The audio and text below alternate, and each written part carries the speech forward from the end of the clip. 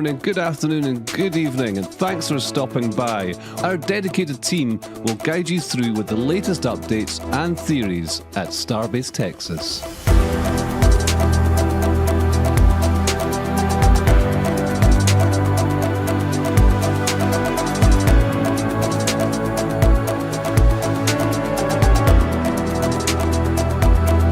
If you're new to the channel, be sure to hit the subscribe button and the bell icon for future streams.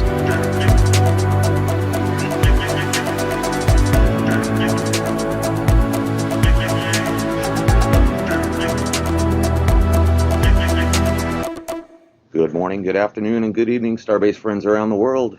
Astro Joe here for RGV Aerial Photography, Starbase Weekly, episode number 151 with flight number 202. We got some great images taken yesterday around 2 o'clock Starbase time. We got a great show for you today with the quality images from the new lens at 10,500 feet. It's going to be an amazing show. I'll pass it over to your host, Stephanie. G'day from Australia. Welcome to RGV's episode number, what are we up to? 151. Awesome. Yeah, like Joe said, we've got for the first time the new lens at 10,500 feet. And the pictures are spectacular. We've got Alex joining us today. How you going, Alex? Doing great. I'm gonna keep chatting to a minimum because let's get into this. And we've got with us from NSF, we've got Ryan Weber as well. G'day, Ryan. Oh, hey everyone. How's it going today? Awesome, excellent. All right, let's start over at Massey's.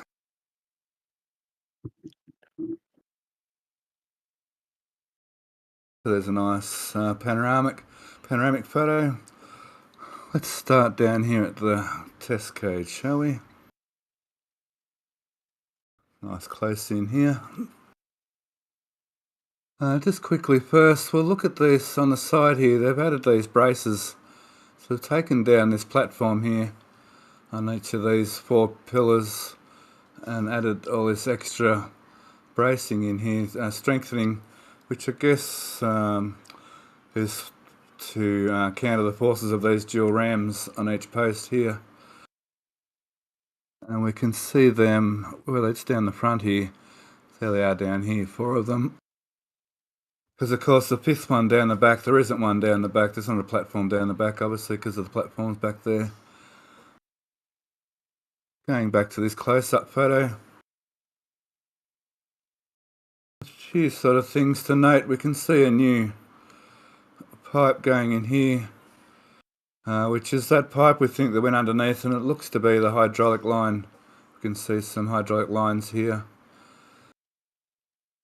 And these 2 new panels here, there seems to be a supply pipe has been added here. We can see a pipe running around there as well, which is new.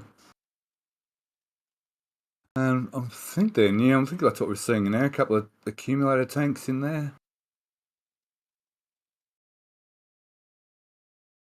And, so the detail, as you can see, is pretty amazing.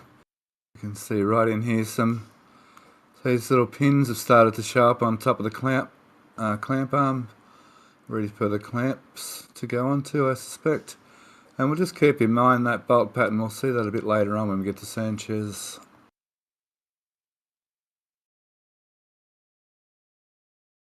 I think last week, I'm not sure whether we covered it, we've been noticing this little spherical tank, because we've had a flyover in between, but it was on a Sunday and low altitude.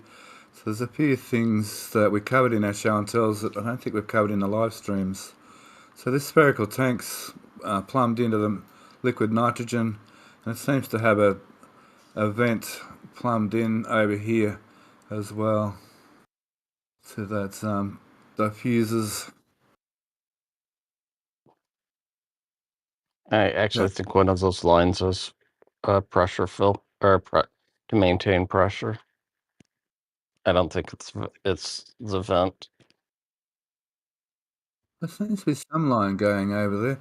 I thought, you're saying that maybe the pressure comes from this way. The skid with all the valves and loading hardware, it's just to the other side. Sure, that's Because they both wouldn't those- necessarily be, that's a storage tank. They wouldn't necessarily be venting it off. That's general procedures. So mate, well, hang on, can we see that bent line? Can we see that line? It's up. It's pretty sure. Okay, I'm just trying to see if we can find that line somewhere else. There's Yeah, there's a smaller diameter line. Yeah, that's only a minor detail. Okay, also we've noticed on the last flyover, so we don't think we've mentioned in the live stream though, that there's a new manifold up here. Can we jump back to last week's photo? Hang on. I said I wasn't going to do this, but here we go. Because last week's photo was just much a better photo of it. That's all, because it was uncovered. So there's a manifold. Looks like an exhaust manifold, even maybe. Even a better photo. Just give me a sec. That one will do. So it seems to come from here, then sort of through a manifold, through a set of valves, and then out, perhaps through there as a vent. So that's new. And so we've got that new test article that we saw get rolled across the new booster aft. And I thought maybe that'd have something to do with one of the pipes, but that pipe that runs off the side of that test article's down here somewhere, isn't it? It's not. It's below these pipes, so not sure what's going on with that new test article. It's going to come out soon. Have to keep a good eye on that.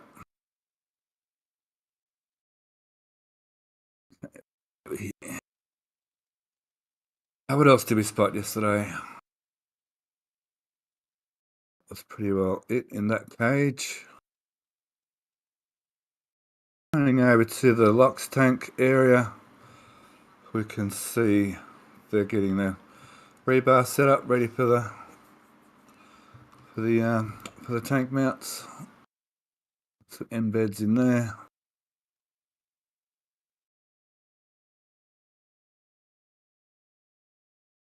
What's going on over this area?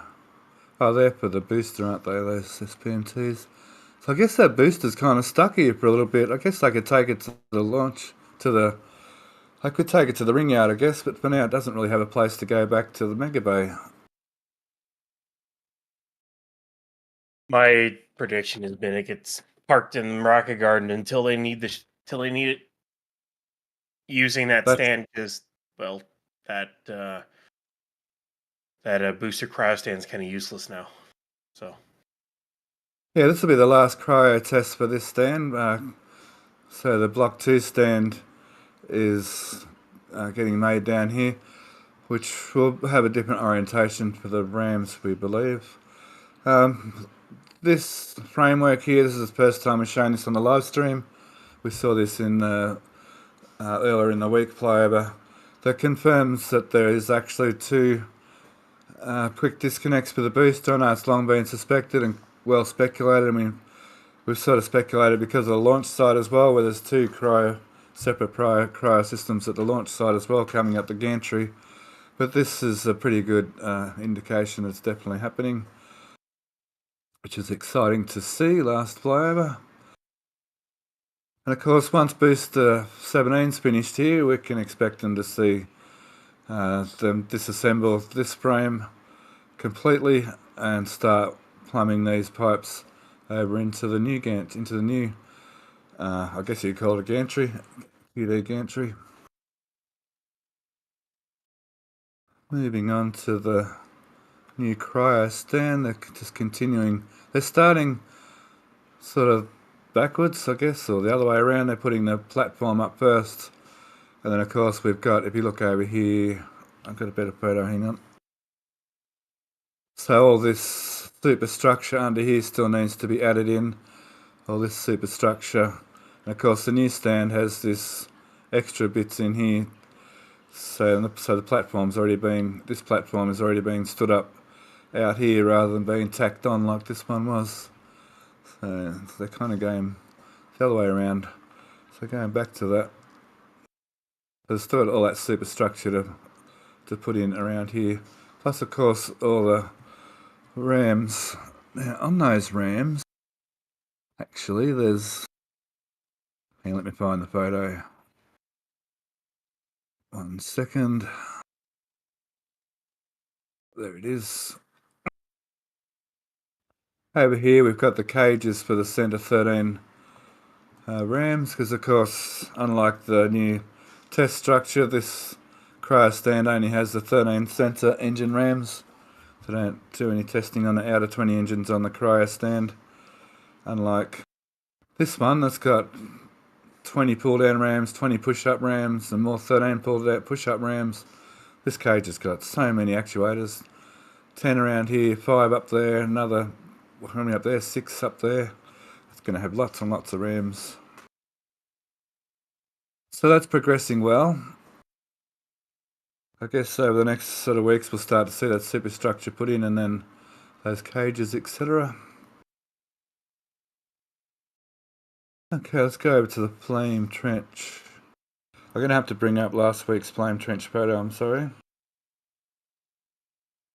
Because we had a ripper last week. The lighting just happened to be perfect for a shot straight down into the flame trench. Where are you? Of course, I'm not going to be able to find it today. There it is. Yeah, there it is. So with a lower altitude, and the lighting must have been just right last week. I think it was on last Sunday that RGV did a flyover. We got a really nice shot down into the flame trench where we can have a little trip down memory lane where we remember how the manifold system worked. And it was a good shot of the extra scaffolding. And going back to this week, we can see they've still got their scaffolding all set up.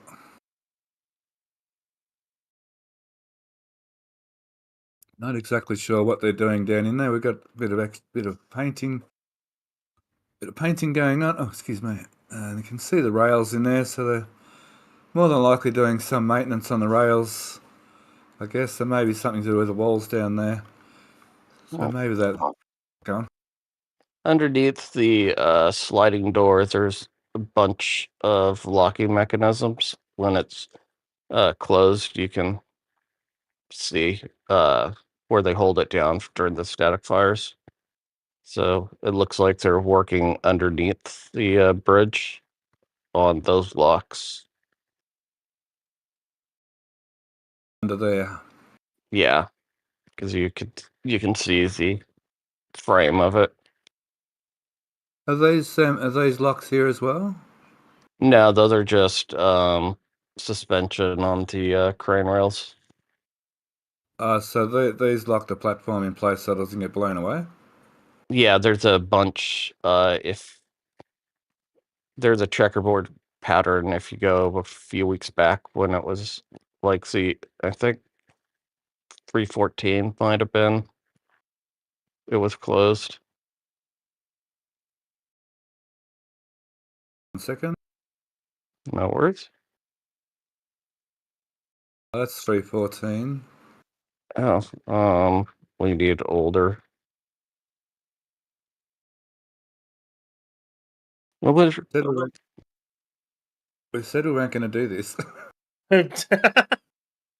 Oh, fine. It's not that exciting. There it is. It's closed. Yeah, all of those the lock ports points to hold the lid during the static fire. I remember them now when they were first put there. We were trying to work out what they were. Cool, awesome. It's good to have a look back sometimes. So last week, we saw all these hanging around here last week. There was those grey frames there on the last flyover all gone as well, so they must be all put back in, whatever they were. Moving over to the actual farm. There was this pipe here was removed. I think that's the first time we've seen on this flyover. This pipe was put back in. It was taken out for some maintenance or something. See, this is a better photo. And then, wow, these photos are amazing. And the high pressure tanks here that came from the launch site have been plumbed in as well. They're doing more of that since last flyover, actually. Mm-hmm. So these were never used at the launch site, I think, these ones. So now they're actually getting used down here. They put a couple of banks in that the Pad A Deluge system, and they never hooked them in. It's kind of funny, but yeah. Yeah. And now they are getting used. Of course, these ones have been hooked up for a number of weeks now. So I guess they just needed more. So they've got more now. What are they doing down here?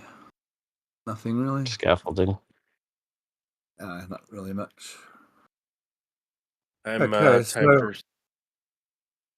let's say time for CO2 purge test on 35, right? Right, Alex? Yep, unfortunately. is this for CO2? Is that what you're saying? Maybe not those, but the ones that are piped in there. I think those were for the nitrogen purge system for 34. And they're probably going to be CO2 now, considering they routed a new line on Pad A's tower, which, yeah, so lovely. Thought we weren't going to talk about that yet. Sorry. They're putting carbon dioxide in there. Okay, so this is something we'll see at the launch site again. I'll come back to it where they're switching gases, which they've got a new setup at the launch site as well. So I thought this was just for switching manifolds, but this is for switching gases as well, isn't it, Alex? Yes. And part of it's for actuators as well, because you can see the plethora of small lines coming off of it. Yeah. Very good. All right. Let me see. What have we missed? I think we're pretty well covered masses. So through the flight, because we haven't seen this on the live stream before, they've finished this concrete down the back, and they've added this riprap, which isn't riffraff, it's riprap, for erosion, and I guess that's where the plume goes out.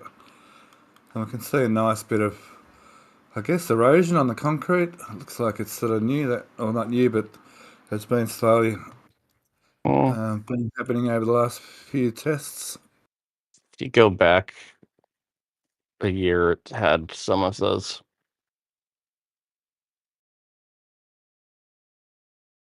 Okay, anything in this area? Nope. Now, this little tent area, there's always some goodies there. Where are we? 1 second over here. I don't think there's many goodies this week. There was that weird manifold we saw here I don't think we've seen it on the live stream again, that we thought was for over near the methane farm, but I think that ended up being this manifold in here, up in here. Okay, let's go over to the, before we move on, Joe, is there any questions or donations to go over, please? Indeed, I'd like to thank Drew Nar for gifting 5 memberships. Mauricio wanted me to address some PayPal donations since the last live stream. So $50 from US, $10 from Robert H, and $10 from Zacharias L, $5 from Tobias B, and €10 from Sven T, $10 from Donald B, and $20 from Robert Fillmore. Thank you all for that. We also had a $100 PayPal donation from Archangel DJ last night during the show and tell. I wanted to thank because their daughter was born, Araya was born on April 1st and promised a donation once she was born. So thank you very much for that. Cumulus Granitis is asking for Procky. I don't know why this is taking place, but Procky is asking what does VFD stand for so he can update his map. Variable frequency drive. Okay, so as an electrician, I could answer this question quite well. Hey, let's see, this circle here will do. With a three-phase induction motor, there's a rotor which is just a squirrel cage, literally a ring with bars through it, like a squirrel cage is. And on the outside, there's sets of, for the three phases, there's sets of windings around the outside. And as three phase is 120 degrees out each phase, it creates a rotating magnetic field. And the squirrel cage follows the rotating magnetic field through induction. The squirrel cage creates its own magnetic field and reacts with the rotating magnetic field. And the frequency of the supply determines the speed of that rotating magnetic field. So if you can vary the frequency of the supply, you can not only vary the speed of the motor, but you can also vary its load on startup. Because a three-phase induction motor on startup, when you turn it on, will draw 7 to 9 times its full load current, just because it's stationary and there's no back EMF being produced. But once the engine's spinning up, once the engine's spun up, there's some back EMF being produced, and so the current goes back down again. So the variable frequency drive is a three-phase rectifier, rectifies it back to DC, and then goes through a three-phase inverter to reproduce the three-phase at the desired frequency through the electronics. And that'll be a variable frequency drive. Well, there you have it, Procky. All right, I got a question from Liam Donald. What do you mean they're switching gases? Is that for pressure on flame suppression? Good question. So, during the ship, actually, Alex, do you want to take this one away? Yeah, a lot of it is, some of it's driving the valve, some of it's for purging and startup. There's quite a little dance that they do. So all those gases in amongst the quick disconnect here, there's obviously the cryo, there's obviously the cryo lines, but there's also other gases in here that get switched, and they get switched via this system here, and and also all these. You can see this. You can't see them there. We can see them over here. All these little lines are for actuators. And obviously the booster, I think, is even more complicated, is it, Alex, when it comes to starting up, as far as this system goes? Let's see how Block 2, what it brings to the party. Good answer. I hope that answers your question. All right, my cue is clear. We're good to move on. Okay, we'll quickly go to a couple of other sites here. We can see the Cronex or Marvin beam sections here. It's Marvin. Cronex seems to have two names, depending on which camp you follow. Quickly over here on this site, so at Astras, just on the other side of the highway, just to the right here, so I can't quite put my mouse down there, but just over there is at Astra School. So this is opposite that. We can see a new crane has arrived. There's its tracks. So I'm not sure what exactly is going here, but it requires a rather large crane. There's its base, the actual chassis, the actual crane bit. Over at... I was wrong last week. There you go, more crow to eat. Over at this other lot where the tiny homes, I had this pinned as a transformer pad, but that's not what that is. It looks like there's still tiny homes all the way up into here. So I'm not sure where the transformers are going. Maybe the transformers are just going to go here somewhere. There has to be transformers in here somewhere to kick down this higher voltage down to the normal line voltage. And it's getting expanded this way a little bit as well, we noticed in our last flyover, which I don't think was seen on the live stream. Okay, moving over to Rio West. There's a nice picture of the area, surrounding area. And there's the Rocket Ranchers outpost down in there. Is that it? Yeah, that's it. Another nice little area shot. So if you ever go and visit Starbase, make sure you drop into Rocket Ranch and say good day to Anthony and co. And you may even get to go and check out the outpost. On to Rio West. Rio West, we can see the shop has its foundations. Its footings, I guess you want to call them. Some of them have been concreted in already. And the house, our little production line type housing. Hey, are they going to put a roof deck up here, are they? What's going on here? Possibly. Yeah. You might.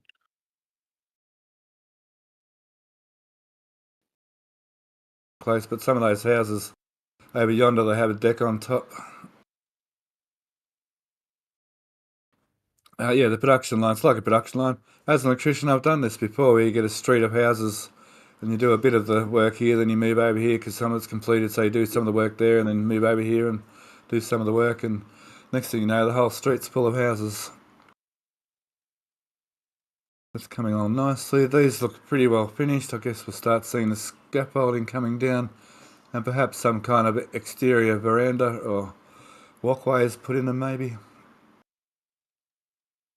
Moving over to the centre apartments, let's move to a different photo here. And it's a similar thing here, they're a production line of concrete and footings and digging and commodities are getting installed. So we should see the timber going up here. They've got all these sticks ready for the stick build going on here. Of course, we've got a garage underneath and an entry door and then an internal door for the garage. I guess these two share the same footpath for their entry into their carport. Well, the garage. We'd call it a carport in Australia. It's kind of interesting talking to all the Americans and Europeans, how you all say different things. I find that quite interesting. Okay, let's go over to the build site.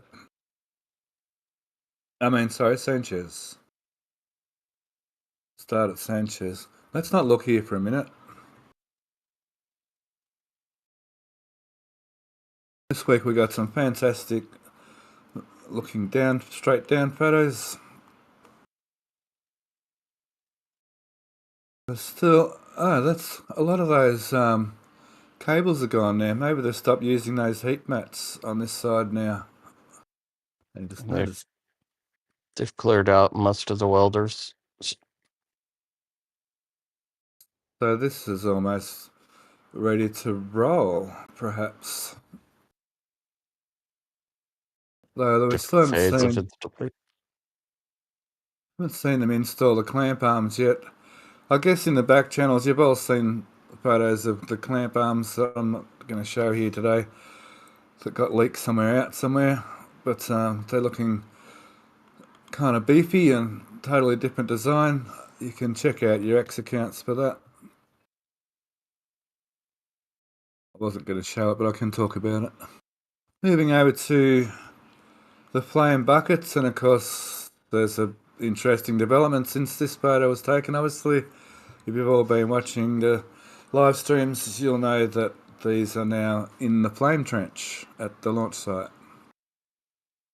See this one here on its SPMT ready to roll, which was a bit surprising to see them only on one, but it's obviously not a very heavy load, just probably a little bit awkward, but must be pretty well.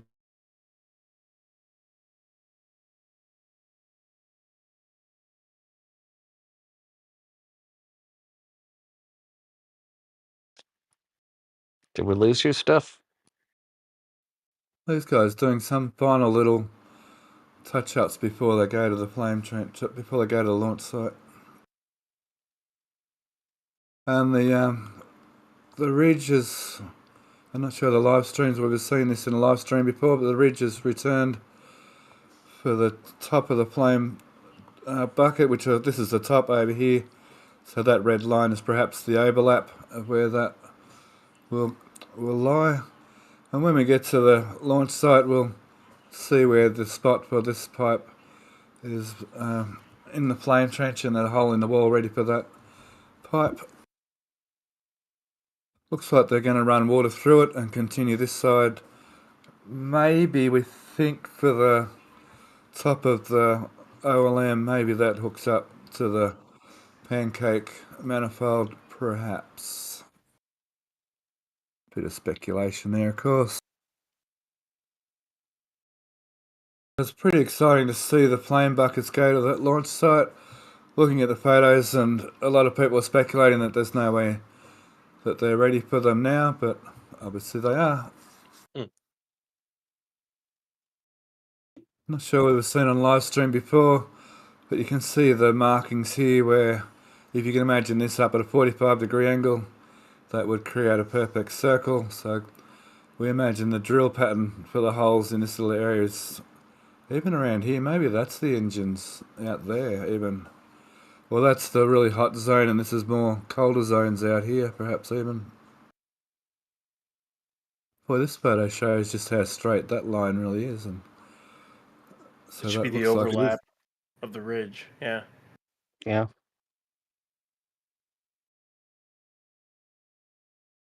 Okay. Yes. By that Steph, it looks like by the black tent straight across from the OLM, close to the mud flats. No, down. Yeah, right there. There's a bunch of brackets, and Sons of Ground Shot shows it's a cleaned off Sons of Paint along adjacent sides of the OLM. So possibly they're going to be running more You pipes. think would they be to cradle that pipe under there, perhaps? No, that's already anchored. Because the shelf that sits on still square. I thought maybe they might, although they've already installed it now, haven't they? I was about to So say maybe already. I wonder what. So two sides get a line or a separate manifold. Yeah, and the ground photos they stripped off paint along at least the Highway 4 side the same way they did when they put the support for the water manifolds.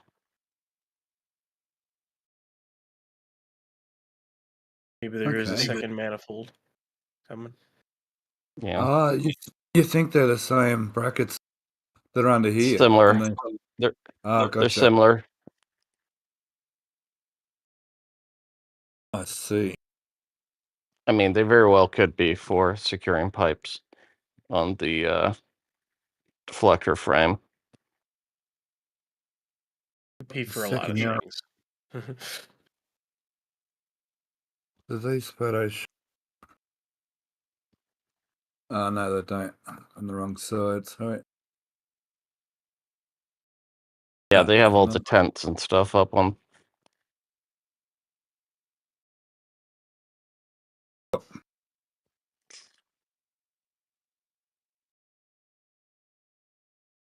So maybe we get a second manifold. That's interesting. But why would that seems to have taken forever? You would have thought we would have seen the two parts of the manifold by now somewhere, but not necessarily. Not necessarily. Could be supply lines as well. Of course, yep. So maybe the supply line comes around the corner like this, you're thinking? Yeah. Yeah, why they're doing it like that, I have no idea. It seems. Or if it comes from underneath and then has to come along this way and back up. Yeah, we still don't know the orientation of the OLM, or I should say, just the launch mount on the pad itself in relation to the gantry and everything else. We don't know what way they're going to do it. There's ways that make the most sense, and then, of course, there's ways that SpaceX might want to do it, which don't make any sense. So, SpaceX makes sense, huh? nah. Hey, onto the booster transport stand number 3. I wonder if this was planned all the way along, that this was going to be for the first Block 2 booster transport stand. Now I'm thinking about how it's been delayed for so long, and they haven't needed a third transport stand really. But anyway, all the new clamps have arrived, and with a similar bolt pattern to what we saw at Massey's. So this is a whole new system of clamping. The clamp arms are different. I mean, these arms, I guess we can call them clamp arms, can't we? A bit different. These are upside down. I think we see these are upside down. another angle shot. Let's find another angle shot. We can see they've got a very similar, I guess, similar sort of shape to those leaked photos of the clamps. You'll just have to go and find them yourselves. So yeah, different clamp systems. So this is a Block 2 booster transport stand. And there's more than one stand's worth of these clamps, so we're expecting the other 2 transport stands to be retrofitted with these clamps. Another big change with this booster transport stand, there's no indicator for the stabilizer pins. Going to be a simpler interface, easier interface, so they shouldn't need the alignment pins at all. So that's a big bonus, and of course, there's no indication of them on the OLM either. So The LMs. well, it's a habit. It's a habit at this point. I've been saying OLM for 4 years now. Work on the OLM continues. We're trying to change our vocabulary from orbital launch mount to launch mount, and pad 1 and pad 2. Sorry, Alex. Oh no, my SpaceX still calls it OLM for now. Okay, cool. So something I hadn't realised, and it was awesome to hear Ryan Hansen, talk about the current clamps on the pad 1's launch mount, where the clamps themselves do a lot of, once the booster comes down, there's a system where the clamps themselves center the booster exactly in the right spot for the QD, for the Raptor QDs.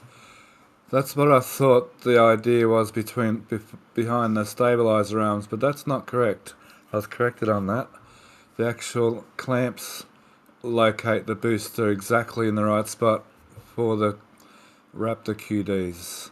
So when they put the booster back on the launch mount post-flight, the clamps were lining it up for them also.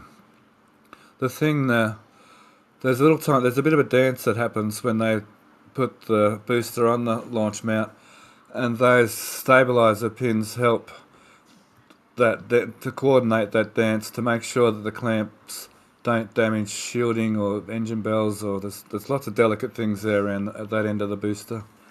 So it's always nice to have Ryan Hansen talk about those things for us because of his extensive experience with modelling those things, which is something you can join Patreon members, a little slight plug there, and join in these discussions, or even as a YouTube member when we have our show and tells, you can jump in and listen to us and ask questions in chat. It's a really well worth the effort to support us there. And we have deep dives all the time. We have rabbit holes after rabbit holes, which is good fun. Now, where's that? I'm missing a photo. Oh, here we go. So this is a photo, thanks Nick, and NASA Spaceflight. I'm not sure we're supposed to use this or not, but thanks Nick. This is something we've seen in the past. This little stand here. I say that because we seem to have another one. Where is it? We seem to have a new one over here. Looks similar. I'm not saying it's the same thing, but it does look very similar to that.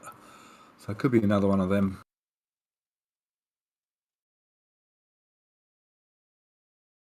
This stand here. Someone's saying, oh, that's a crown. Someone's saying that's a crown for Hoppy. There's Hopper's new crown. Yep, it's the king. So, but obviously that's a stand upside down.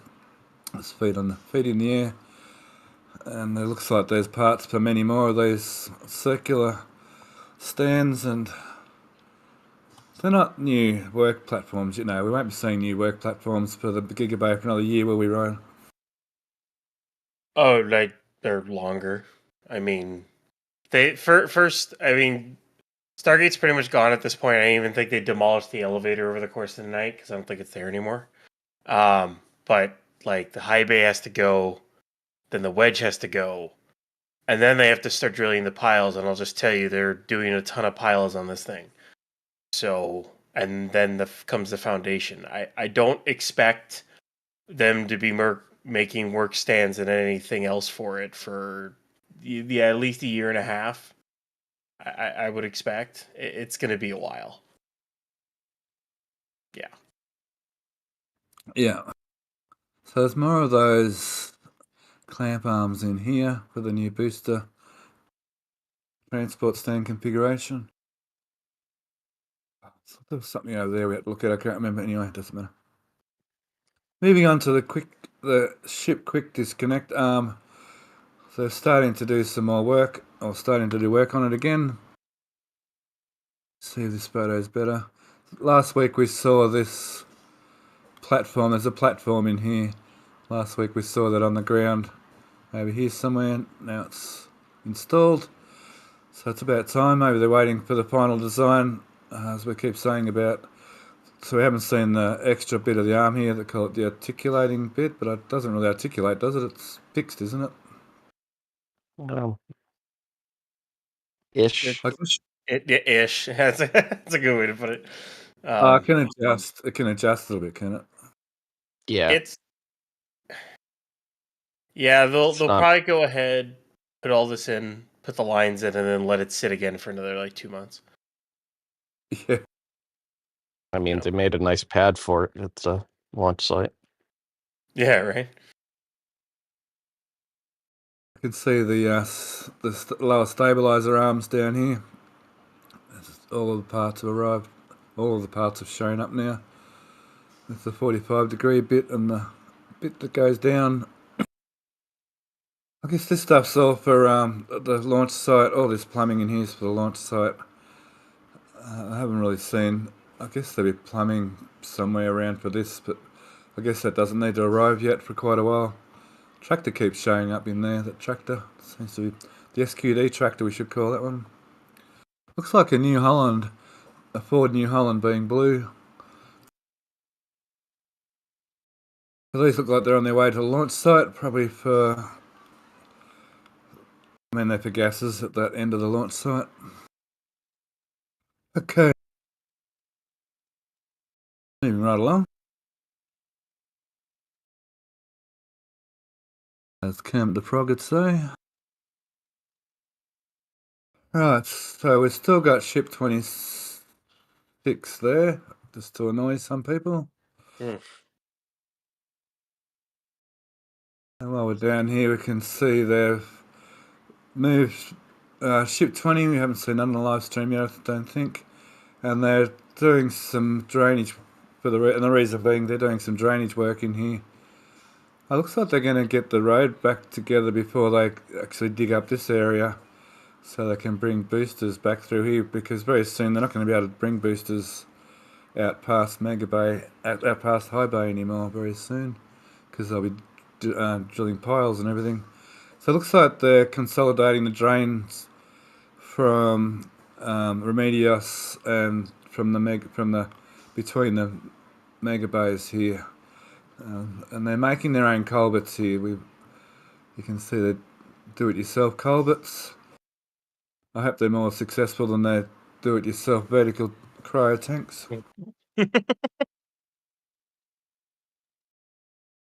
That looks like it's almost ready to start concreting even. So I expect to see this area to be dug up, because it looks like they'll join these. Some were saying maybe they could horizontally bore that big culvert underneath, but I think they're going to need to join these. They're going to need to maybe dig up here, unless they're going to come around the corner, which I can't really see that. Maybe they're just going to go around. I'm not sure. Anyway, It'll come around the corner. you're going to come around the corner, do you? Yeah. That's my 2 cents. I'll enjoy some crow next week. It does. Yeah, join the feast. Don't worry, I'm well and truly at that table. Yeah. It does make sense to go around the corner for sure. That is a good thought. Doesn't mean it's what's going to happen though, does it? Oh, heck no. So they aren't able to bring vehicles out through here at the moment. They've been taking them still we saw booster. So did booster 15 go right around the road, I guess, didn't it, to get back into Mega Bay 1? It went through Sanchez onto Highway 4, and then they opened up the fence and it went into Mega Bay 1 that way. Oh, I must have been asleep on my time zone when that happened. I kind of missed that. Okay, did we miss anything at Sanchez? Nothing too interesting. They're adding to the water treatment plant, but Yeah. Okay, just while we're in here, and one of the our last video anyway, we saw these frames in here, and we kind of thought they might have been something to do with the QDs, but they were definitely not. They went into the gantry, and they were like hydraulics. I guess there's so many systems going on in that gantry. They were part of one of the systems anyway. These still could be part of the quick disconnect, maybe at Massey's. It seems to have a hinge and a pivot point, but that's still pure speculation. As always. This one's a bit clearer. Yeah, that's a bit clear. It seems to have a pivot point down here and a actuator point here, perhaps, and there's two of them. So there's other bits and pieces for it. But that's, I had no idea. That's just a wild guess again. What are they doing at the water plant? It's about time they did. They haven't done anything over there for years. can you see it in the shot? One of the shots they have another one of those settling tanks, probably where the blue crane is. They're gonna load it. Oh, there it is. The semi right there. Okay, yep. Yep. It's going to go right here, yep. Well, nothing that exciting, but finally some movement. So this is, I think they're taking water out of the ground or putting water back in the ground here. And I thought one of those was an injection well for disposal. So they settle the water first, then inject it back in the ground. Yeah, and probably put some cleaning agents to get rid of metals, heavy metals. Okay, yep. Assuming it's processed water. I heard a guy say once that it only takes about a foot or two of soil for water to pass through, and it's pretty well crystal clear, clean of all contaminants, pretty well, including E. coli. The pool filters we used to use, the sand filters, they could filter E. coli as well. There's the foot of the Cranex. Yep. I like to put things here there. Alright, so Joe, we'll go back to chat. How's chat going over there? How are we going, chat? Yeah, pretty good. I did have a couple questions come in, but you all have already addressed them. So in the best interest of avoiding being redundant and boring, we can move on. Awesome. So with that, let's just hop over here. I guess the big news of the build site is Stargate building, or lack thereof. Didn't take him half a minute to get rid of that, did it? And I think the elevator's down too now, isn't it? Yeah. Yep. There is really not much left. They they took care of that pretty quickly. So someone reflected that the only real building that's left that was original here in the whole site pretty well is what used to be called Frank's house, the Tiki Bar. Everything else has been changed and concreted and ripped up and reconcreted and repeated ad nauseum. Rinse, repeat. High Bay's getting destructed nicely, deconstructed. So I think this whole wall's gone now as well. They've got this panel ready to pull out. And maybe even on the front, was it? They were taking one of these panels down as well, with where they cut holes in it. Was that front panel? I thought it was the back corner by the stair shaft. Yeah. Oh, over there. Oh, that corner. Okay, yep. Thanks. The only piece left of the roof is the beam over the doorway. The other two side pieces are gone now as well. Oh, this So- one. And that one. No, the roof side pieces with the windows. Ah, okay, up there. Yeah, those two are gone. The only thing that's left is the one that's over the doorway. So Cool. Let's go over to the build site proper. Beautiful panoramic shot there. It's always nice to see these long range shots.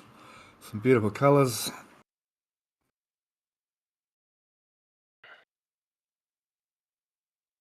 Okay, we'll stay with the high bay here. Some really nice shots, straight down shots of the beautiful condition inside of the high bays. what a piece of junk. Oh, that thing turned into, man. A lot's happened in that bay over the years. Everything Yeah. from okay. Let's see, it built the first ever stack to fly. All the suborbital ships. It stacked ships all the way up to ship 35. That was the last thing it ever stacked. Of course, destacked a lot of vehicles. It's done a lot. It did a lot in its life. But everything from Eileen to destroying ship 26. Hey, now. it's Still it's lived its life, and something far better is going to replace it. Man, that just looks nasty, man. This new lens is awesome. So it's instead of 600mm, it's an 800mm. But plus, Is it? I was gonna say, can we see a dent from SN9? Can we? that was over this. That was this side, wasn't it? On that side, yeah. It went into the front. Well, from this vantage point, it was the front left corner. Yeah, right in that corner is where it tipped. Yeah. Eileen. So we're in this little area. Looks like they're starting to do some work to brace this wall here, which I guess will end up being a parapet wall. Is that what they're calling it? Yes. Yeah. So they're pulling down the drainage. I thought that was added steelwork, but I was corrected. That's the drainage for the roof, and some support beams here. They almost look temporary, like they're not even straight. Maybe they're going to add some strengthening later on. The same as these strengtheners here, I guess. Is that crooked or is that just a lens effect? I'm surprised the lens. Yeah, okay. Because the roof line is, one of them's falling away and one of them's vertical. Oh, these lines are moving around too. Yeah, that's the lens effect, yeah. Which is weird. It's always the opposite of what you'd think it is. They seem to get bigger far away where you'd think they would diminish, but anyway. Okay, so we've got now in here, we've got 14, 15, and 16 in here. In no particular, so it'd be That is the exact order that they're in too. Okay, you pointed awesome. out. Well, and then I think it's the front right turntable would be my guess, is where the I guess it's either 18.1 or 18.2. We don't really know what the name is, but test tank 17. The contraption. I think it would be 18.2 at this rate, because I think 18.1 is supposed to be the forward test article that we haven't seen yet. So, but yeah, it's waiting for that thing to come out. I cannot wait to see booster aft. Yeah, it's interesting to say the least. So through the week or last week, I guess there was a domed barrel section and then a plain barrel section, which would add up to about the right height, wouldn't it, to cover this? Yeah. Taken into Mega Bay 1, more than likely stacked. And now we've got this aft section. So through the last week or so, you would have all noticed this in Staff Factory. It's been throughout all the Discord servers and pretty well right across all the socials to do with Starbase. But we only saw sort of from there up, so we didn't really know what was going on below. So a speculation here is there's 5 of these that maybe relate to those 5 near pistons over there at Massey's, but on reflection, thinking back about that... Oh, that's the wrong image, hang on, sorry.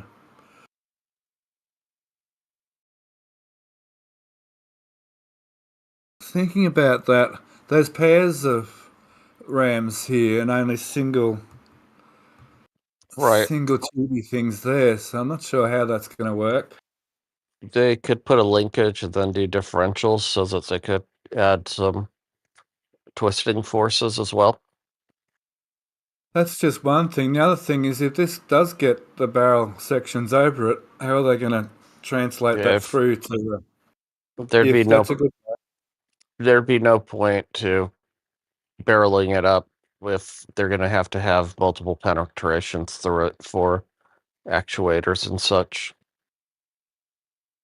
Yeah, true.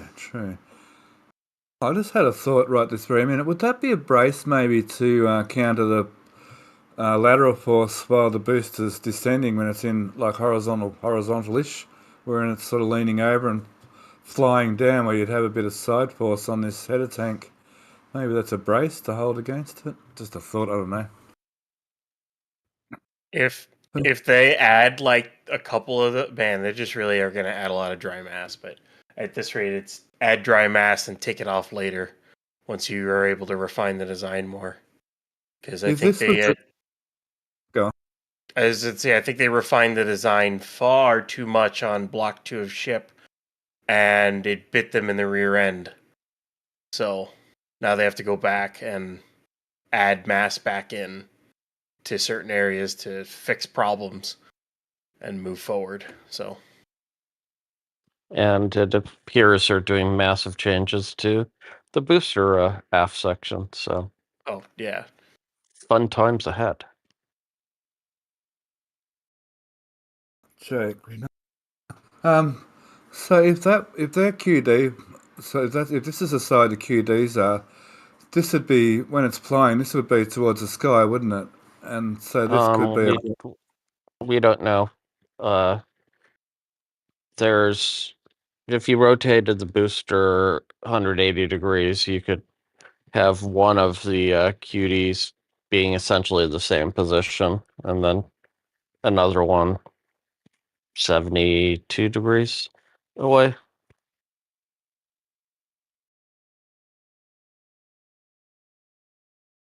Transfer tube. Sorry, Jack, I'm not quite getting what you're saying. One could be like a fill one.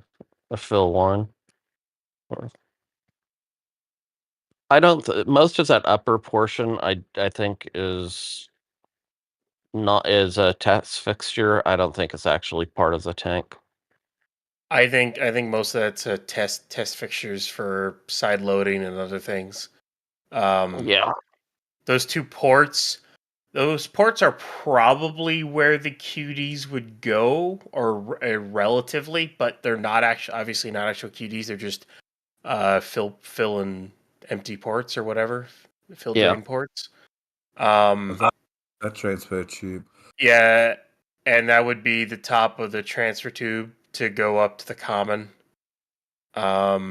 It's definitely not a finished Block 2 aft. I think this is more of a test of the header tank more than anything.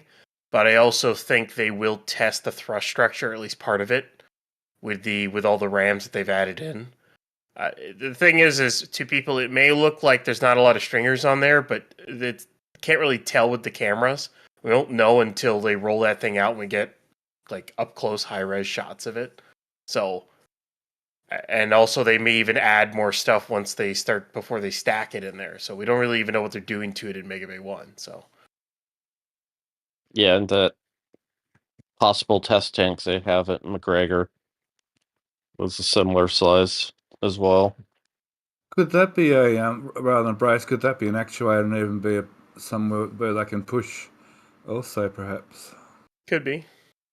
To beat that, there's maybe. some ground shots of that round bulbous attachment point. And Where it maybe looks these are actually going to be attached to the side of the barrel to maybe stabilize the whole thing. So many questions. This answered some questions, but that created heaps more questions. As always. So anyway, that went into Mega Bay 2, Mega Bay 1, sorry. Okay, moving back to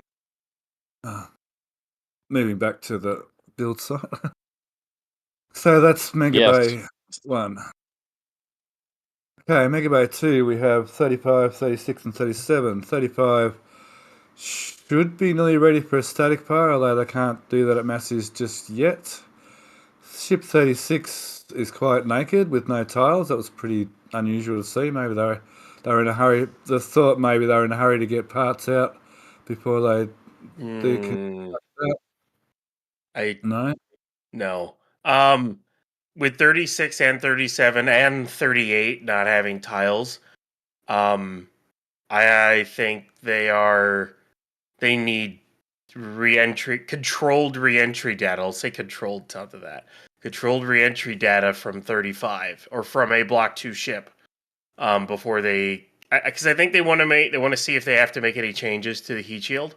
That's why they're not putting tiles on, because they may think, well, maybe we want to add more to this or do different experiments here.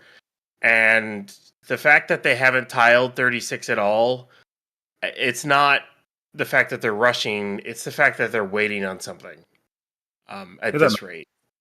That makes sense. Because they started stacking 36, what? When did they start stacking that thing? It was end of January, and here we are in April, and there's not a single tile on any of the barrel sections, basically, other than the payload and the nose cone, which don't really have many either. well, and each subsequent ship had less and less tiles. Yeah, I think they're waiting on reentry data. So, like, if they don't get it on 35, then they're gonna have to push. They're gonna have to put the same heat shield back on 36 and try again. So, Which they learned in the past, having to strip tiles up a ship, didn't they? And don't forget, they have multiple experiments going. So, yeah, one of them will start panning out, and they'll have to manufacture that for the whole poor heat ship. shield team. So Yeah. reflecting back, I guess we can say this. Reflecting back on, there was some chatter with with the tile crew at the last launch. Probably shouldn't mention names, but and there's multiple. A lot of the tiles that are not there. I think you're going on with what you were saying, Ryan, with critical testing. The tiles that are in areas that are like the worst case scenario areas, like critical areas where they've taken tiles off. Do you want to reflect on that?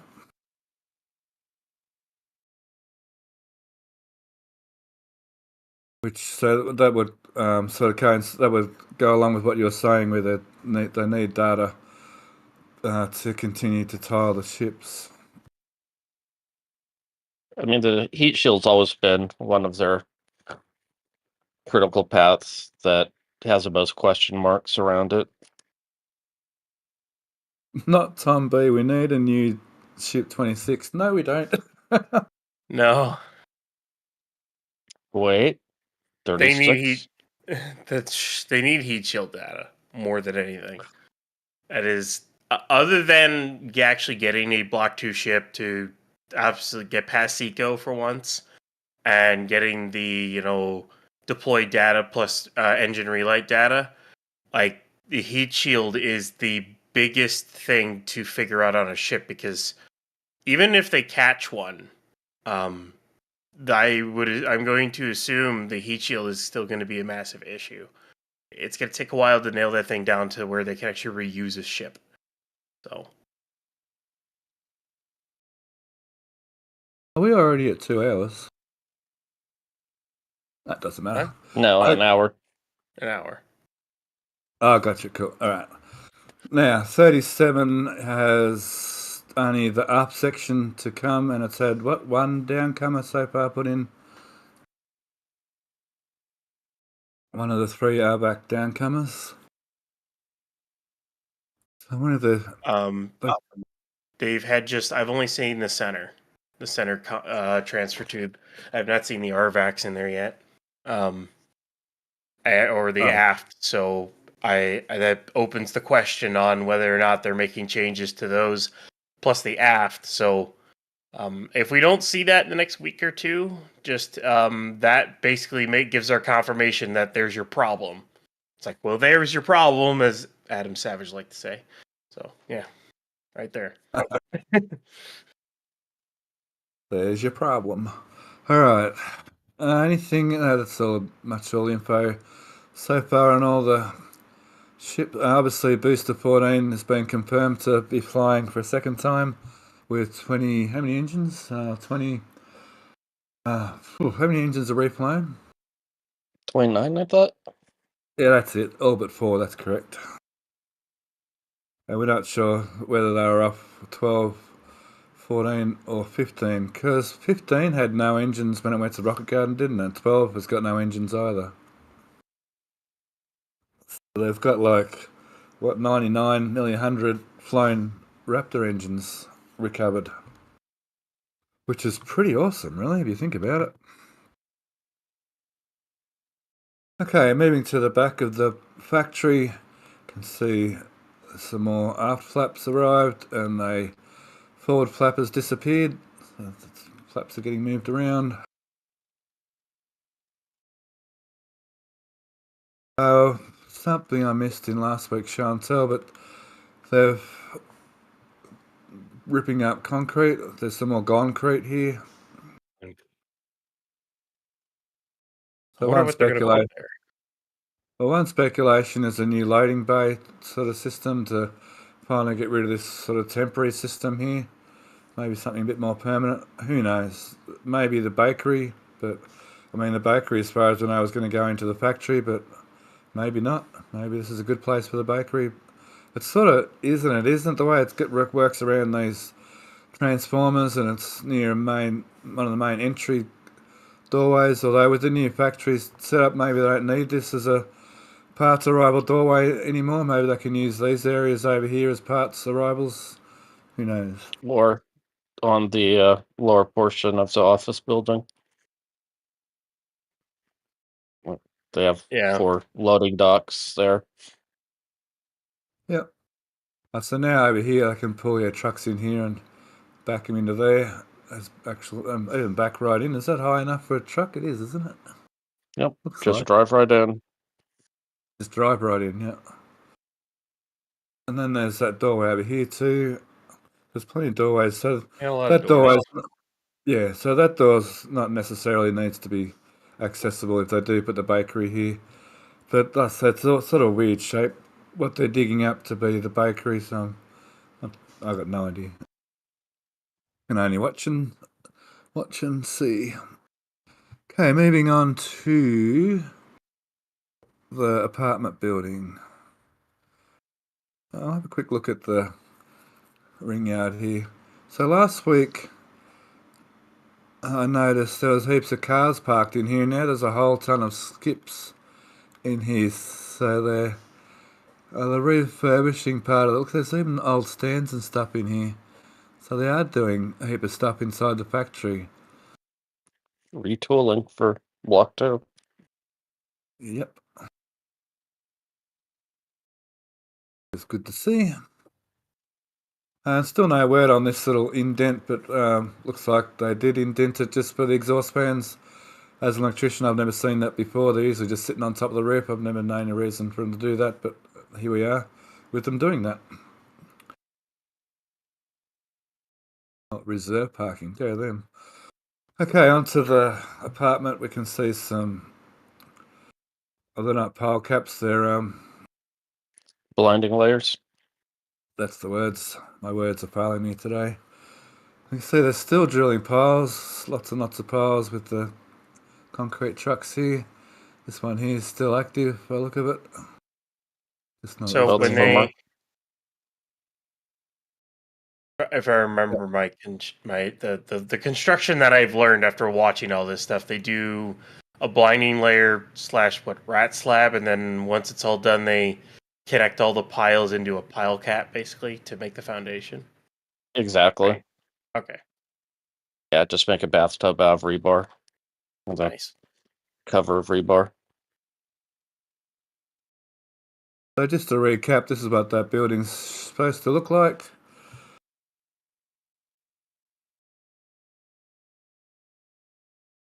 Pretty fancy. And there's a bit of a plan. So this is the office is over here. That's Meme Street, I think, isn't it?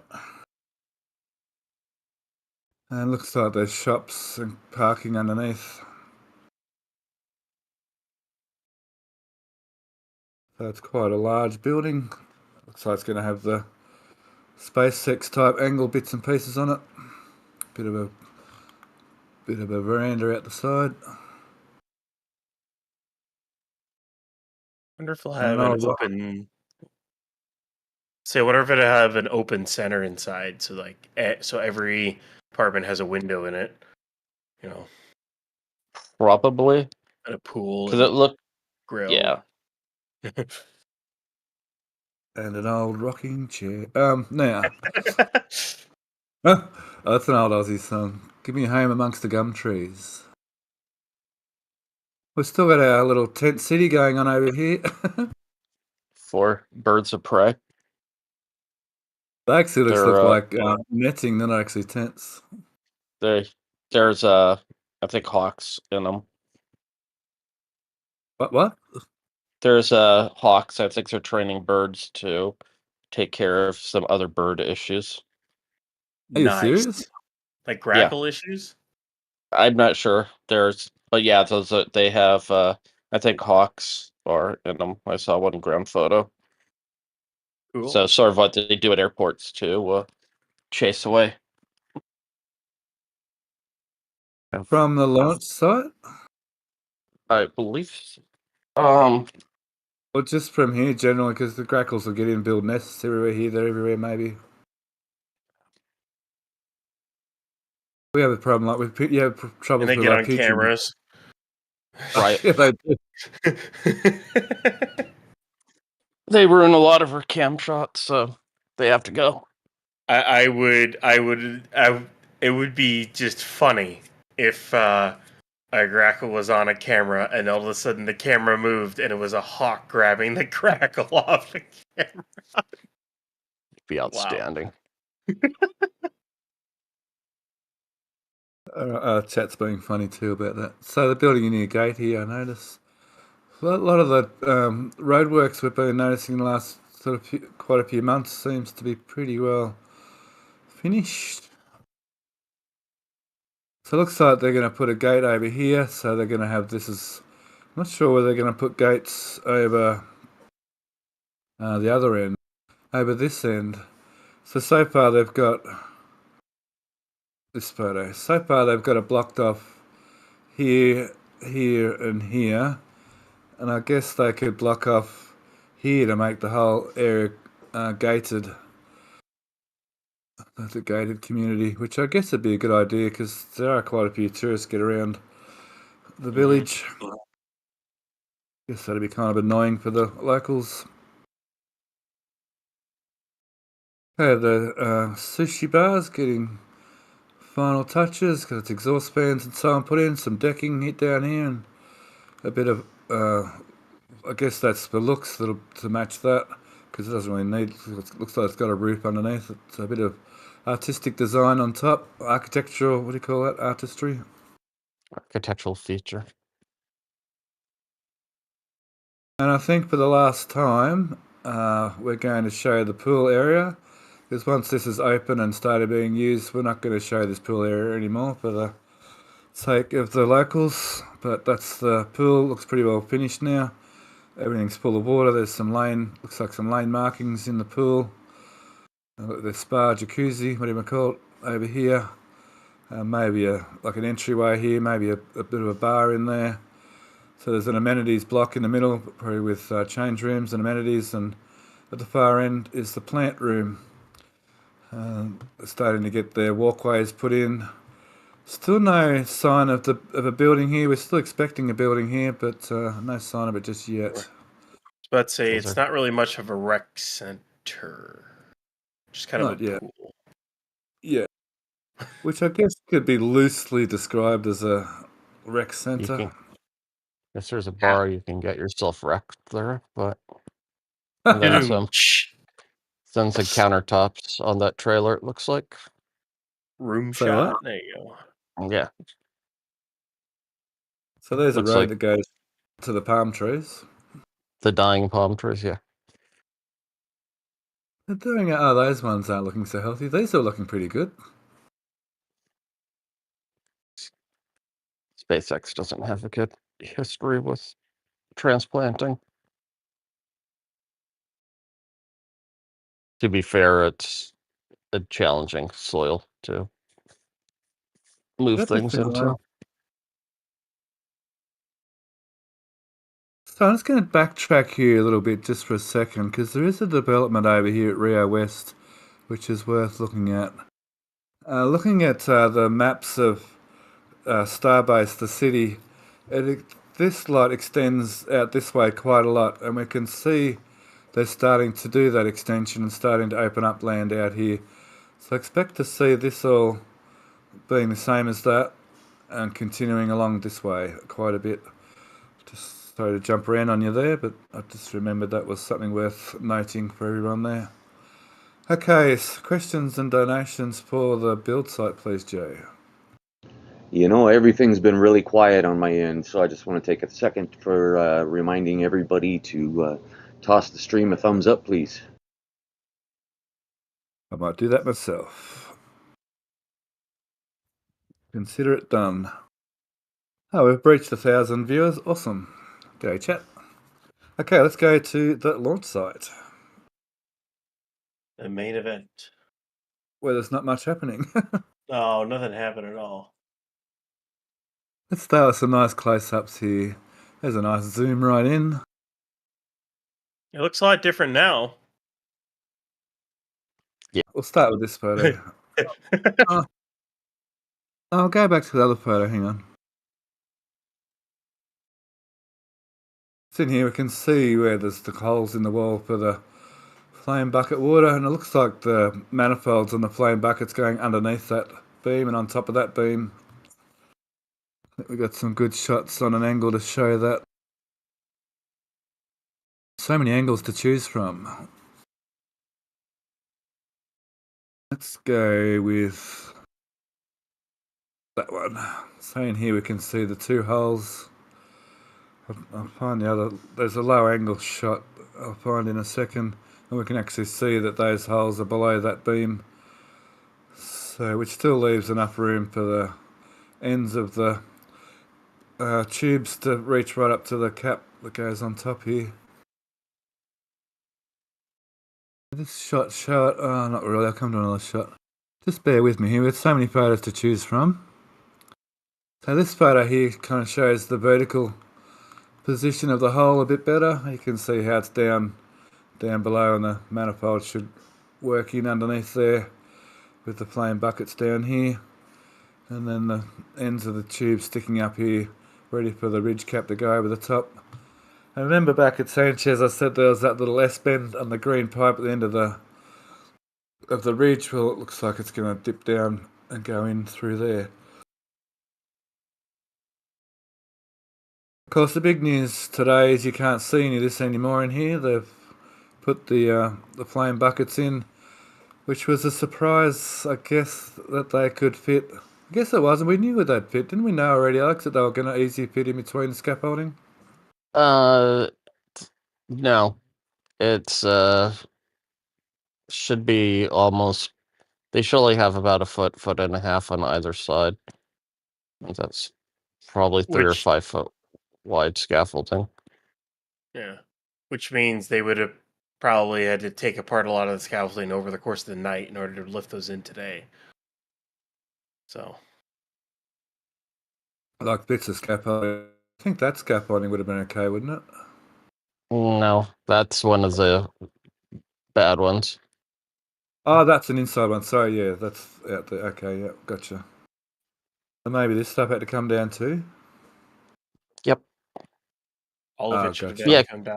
Pretty much all of it. yeah, because the flat section is about 36 feet wide, which is about as wide as that angled beam is, and the wings extend out around 4 feet on both sides, a little over a meter. I think we kind of Yeah. guessed 9 meters is about from there to there for the actual 9 meter circle.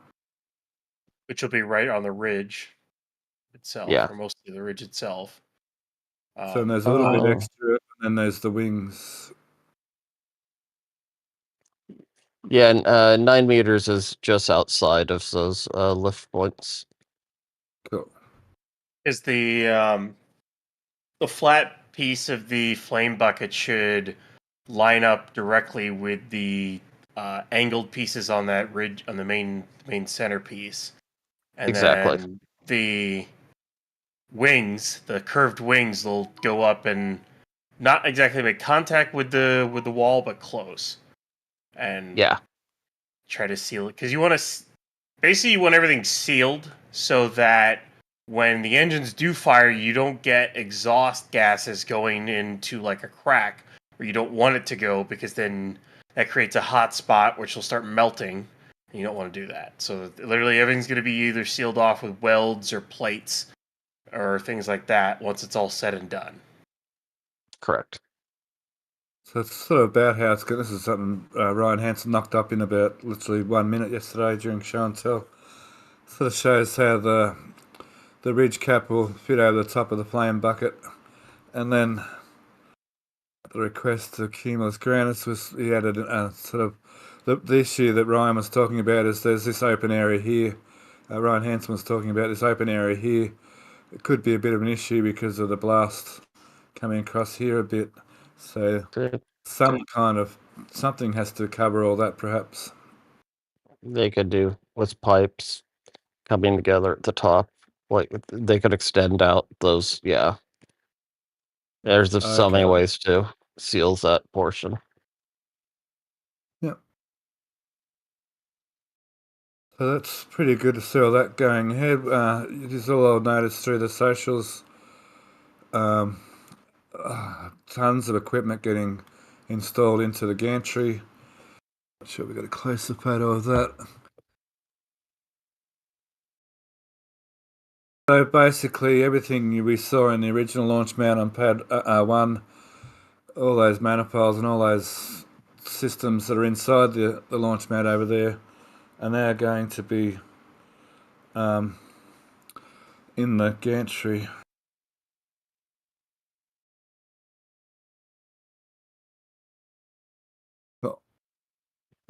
Just another sort of shot of where the pipe's going to be down underneath the manifold for the flame buckets. So we're all going to wait with bated breath to see next flyover with the flame buckets in. Things are moving so fast. So from last week we saw more concrete getting laid on that half there, and this whole half is completely finalised with little Almost. extra. Yeah, almost, yeah. On Except both for the very sides, yeah. top. The thing we noticed are these things all popping out of the concrete here, and I'm saying it's just to put the ladder in, but Alex, there's more to it than that, isn't there? Yeah, they're going to probably be bolting down steel plates along to clad everything. So much steel. Like, I would love to just once it's all done, just look down and see just the shiny. I want them to polish it all, just so you're like it's like a mirror when you're looking around in there. And then it'll turn gold or Yeah. different colors. So we speculated quite strongly, actually. We all kind of agreed that this plywood put on top was to stop the concrete sort of coming up, which you don't necessarily need to on such a slope, but all the way along the plywood was put on there to locate these pins. I guess we'll call them pins or rag bolts. Do you think they're bolts or weld throughs, perhaps? Bolts. Would make more sense. And you can see down here they stop, I guess where the flame bucket stops, somewhere just here, and those pins start. The other side you can see a little bit better.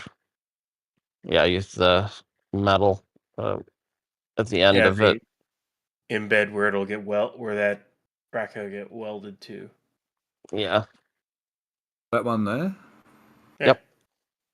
That's a full-length piece of steel.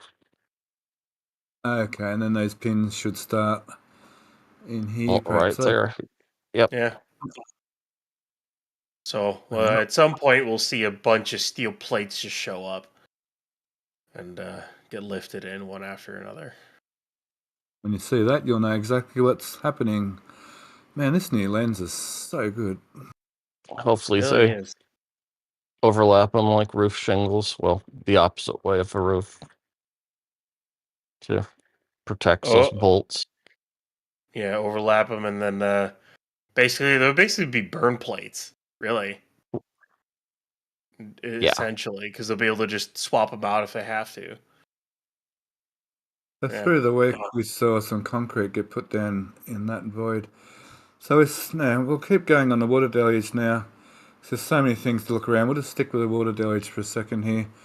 So we saw a Y piece arrive. Alex is saying it's going to be put in here, and I guess that's the Y piece for the water flame bucket pipes. Correct. And then this smaller pipe should come up here and go onto the ridge cap here. Correct. Now, the big thing with the water deluge system, which has made us, quite a few of us, eat quite a lot of crow, is this. The dog's going to bark. Is the fact they're going to use weirs again. This photo, they're going to use weirs again, which I don't know. I guess it works. It works. Nice changing things that work. I would imagine they would have used like at Massey's, but obviously that's not what's happening. This photo's better. A bit of a mystery is that elbow there. It's with the ways that there's enough overlap with the offsets for those two pipes in the weir that those will be fairly close to in line with each other. And they're probably like on pad A, they had similar access ports for early on. Oh, so just access ports, you're saying? And they had instrumentation in them. And then 4 or 5 months ago, they just sealed them in concrete.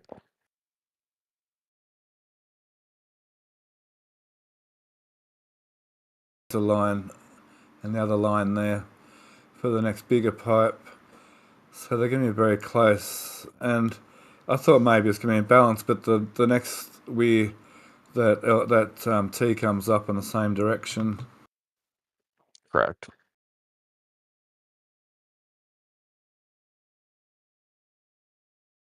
And with the pipes offset, it pushes the 5'1", so it just shadows this weir. Photo that so this pipe comes this way, and that means both those T's are facing towards us. And that's correct.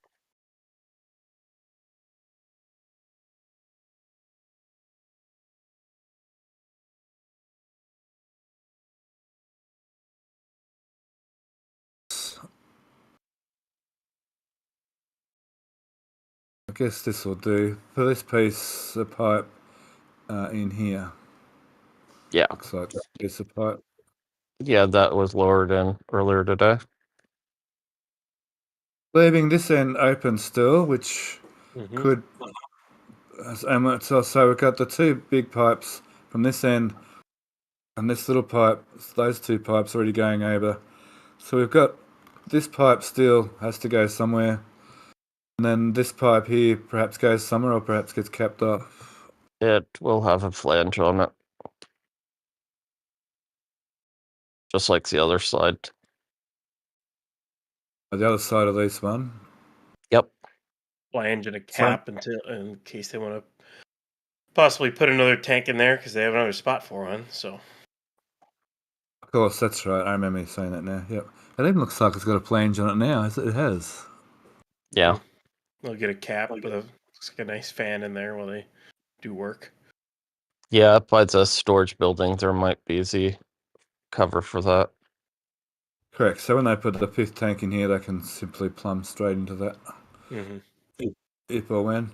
And so there's this one more pipe to deal with would be this Y intersection that's underneath here on the smaller pipe, which may go into a weir there, or it may come across here and go across here perhaps. And that would be for what? Oh, for the launch mount deck. Yeah, they could do a weir there. They could run it through, do a weir, or they could run it through and do a valve. There's a couple of different options that they have they could do. So probably run it over here, perhaps close to the tower. Yeah, and then dig under it so that it'll just kind of pop up and go up and hook into the mount, so that it doesn't disrupt the vehicle staging area that's going to be right there where all the water pipes are. They'll have to come in here quite close. Well, they left part of the trench. They haven't backfilled it. Just directly from the white high-pressure cylinders. Over here. Yeah. Okay, cool. Because still we've got these cryo lines to come through yet here and the high-pressure lines to come through here yet. There's still a bit of tunnel trench work to do through here yet. Eventually they'll do it. We'll see when. Okay, so that's the Deluge system. One of many systems we're going to look at today. Let's go on to what we're talking about there at Mass is switching the gases. System down here is starting to take shape. Oh, look at all the pipes still here to go. Wow. Yep. Similar to what we saw at Massey's over there, and so the answer will be the same. This is to switch gases, so we've got the high pressure gases coming from the tank farm over here in bulk, and they'll probably get all switched into all the many different lines that go to both the tower through here and further on out through to the flame trench. Well, they've actually run. That's right. They ran them already, haven't they? Those ones. Yeah, those are all run all the way to the tower. Not tower. I think the old, not old. They stop right there. Yeah, they just have to run them from the trench to the, I guess we'll call it the fluids bunker, whatever. I mean, yeah, we'll just call it that at this point. But yeah, they have to run it along there, so they have to connect that section. They've got them to there so far. Right. So they just got to fill that bit in, and then put all those cryo lines in and cap it off. Good. So since last flyover, they've finished this expansion loop and they've finished this whole trench here. And those two piles midway along are just test piles from when they built it. Okay. So would they put that test rig over the top of this and pulled them up, would they? They already did. Yeah, that's what I'm saying. They did that. Yeah. Cool.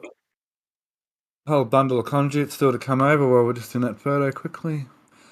Going back to this photo. So much conduit. I reckon.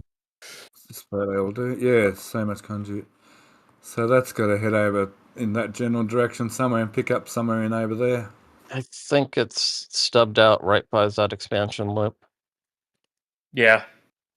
They Oh, just already didn't. there, yeah. They just haven't hooked it in because they dug out that area, built that cryo trench, and then they put a cover on it so they could drive over it. So they just wanted the cryo trench done and in. So whenever they finish off other bits of it, so they can drive around other places, they'll go ahead and hook it in. Be my guess, but they're not really in any rush to hook it up. So Look, they put a bridge in over here too. I didn't notice it till just now. yeah.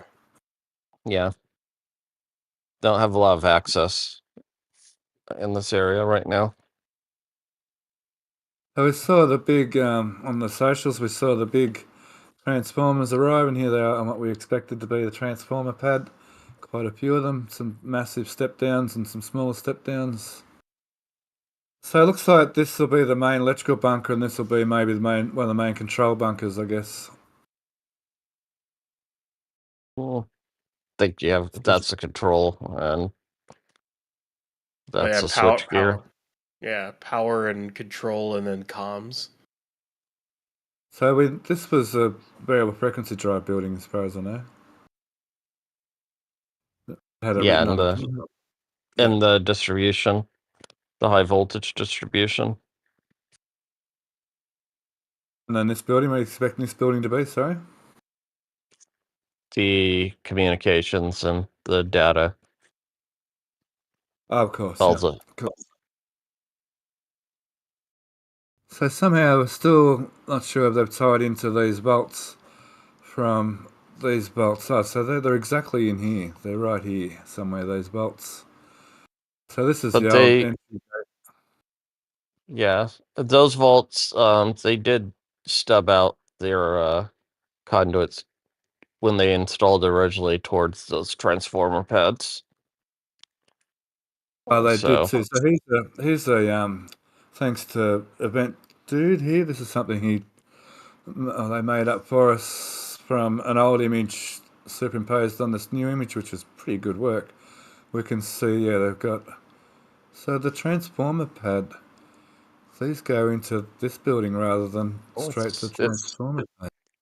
yeah.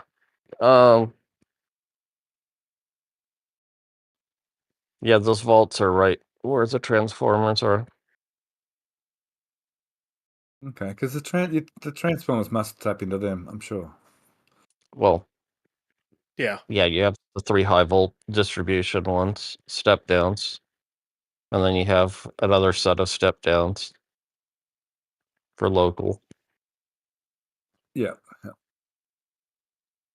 Okay, that's electrical side. We're kind of jumping around a bit there, and then this whole nitrogen system. Are they more tanks? No, maybe they're not. So this whole liquid nitrogen, somehow in here they're going to create nitrogen gas to power the water deluge system. Still not 100%.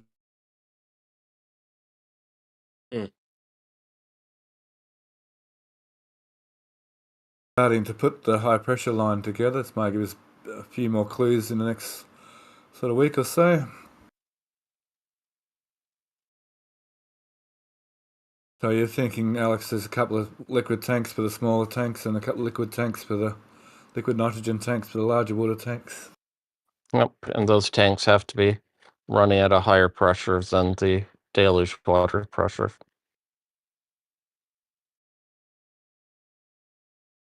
So it's going to have to be go on. The high pressure cylinders are to generate pressure in the liquid tanks. Oh, gotcha, yeah. Keep back pressure high enough once you're lowering it. You're lowering the amount of LN2 in those tanks too. Yeah. Yeah.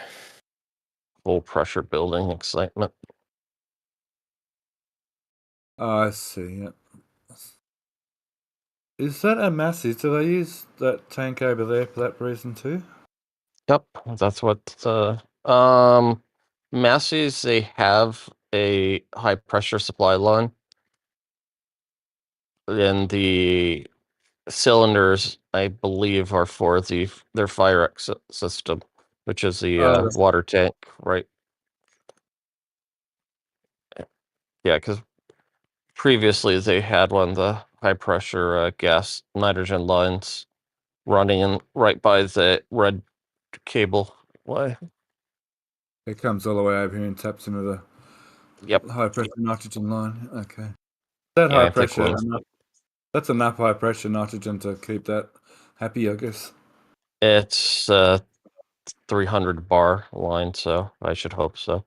I would hope that would be enough. Okie dokie. Let's move on to the pump farm, shall we? Oh, there's something interesting by the rental crane on that trailer. Those are the supports for the wings of the flame deflector. Hmm. Oh, we saw them next to the flame deflector, didn't we, in Sanchez? They have 2 feet and a rampy section. I thought you were going to say 2 feet and a heartbeat then. Oh, must have been last flyer we saw them. Yeah, in it here somewhere. was. Yes, they were down by the forklift. Very good.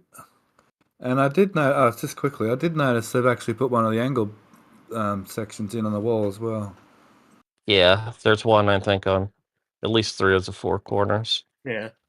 And then if you look around, you look down, Stephanie, you see at least 1, 2, 3, 4, 5, 6 sections there. You look up, there's like another 7 or 8. And then some corner pieces and the smaller ones, and you look up even farther, there's even more pieces. So they are ready to fill up this wall once they're ready to. So Quite the yeah. jigsaw puzzle. Quite the jigsaw puzzle. Speaking of jigsaw puzzles, Alex's favorite thing. This is art. compared to the original pump farm, it's quite the step up, I reckon. So much easier Okay. to model. So just quickly and basically, obviously they've finished putting all the supply side framework in, and same on the that side as well. Outlet. You can see quite clearly here how we've got the 5 pumps here for the booster side and the 4 pumps here for the ship side on the locks. There's even expansion. Is that expansion loop? And Yep. they're about to install the motor on that pump right there. And I think they put the basket strainers back in today as well. So I think all the basket strainers are back in, and they're putting a pump motor on right now. So yeah, So these basket strainers came out. yeah, they're back in. And continuing with that lock side of things, they've put this pipe in finally, and they've put this pipe in here, and they've started to put the manifolds for the exhaust, which will go into this fan system here, much the same as these ones, for the exhaust of the nitrogen off these kettle boilers. So this is the locks going in for the booster, goes into this mess. Yeah. It's beauty. Yes, it's very compact and makes a lot of sense. It's because it runs down, runs through that valve, the valve that has a set of bypass in it, and then it runs in through there, then runs through the front of that subcooler, then it runs out the back. I think. No, Or at least out the side. Out the top. side, I mean. Yeah, the top is a supply.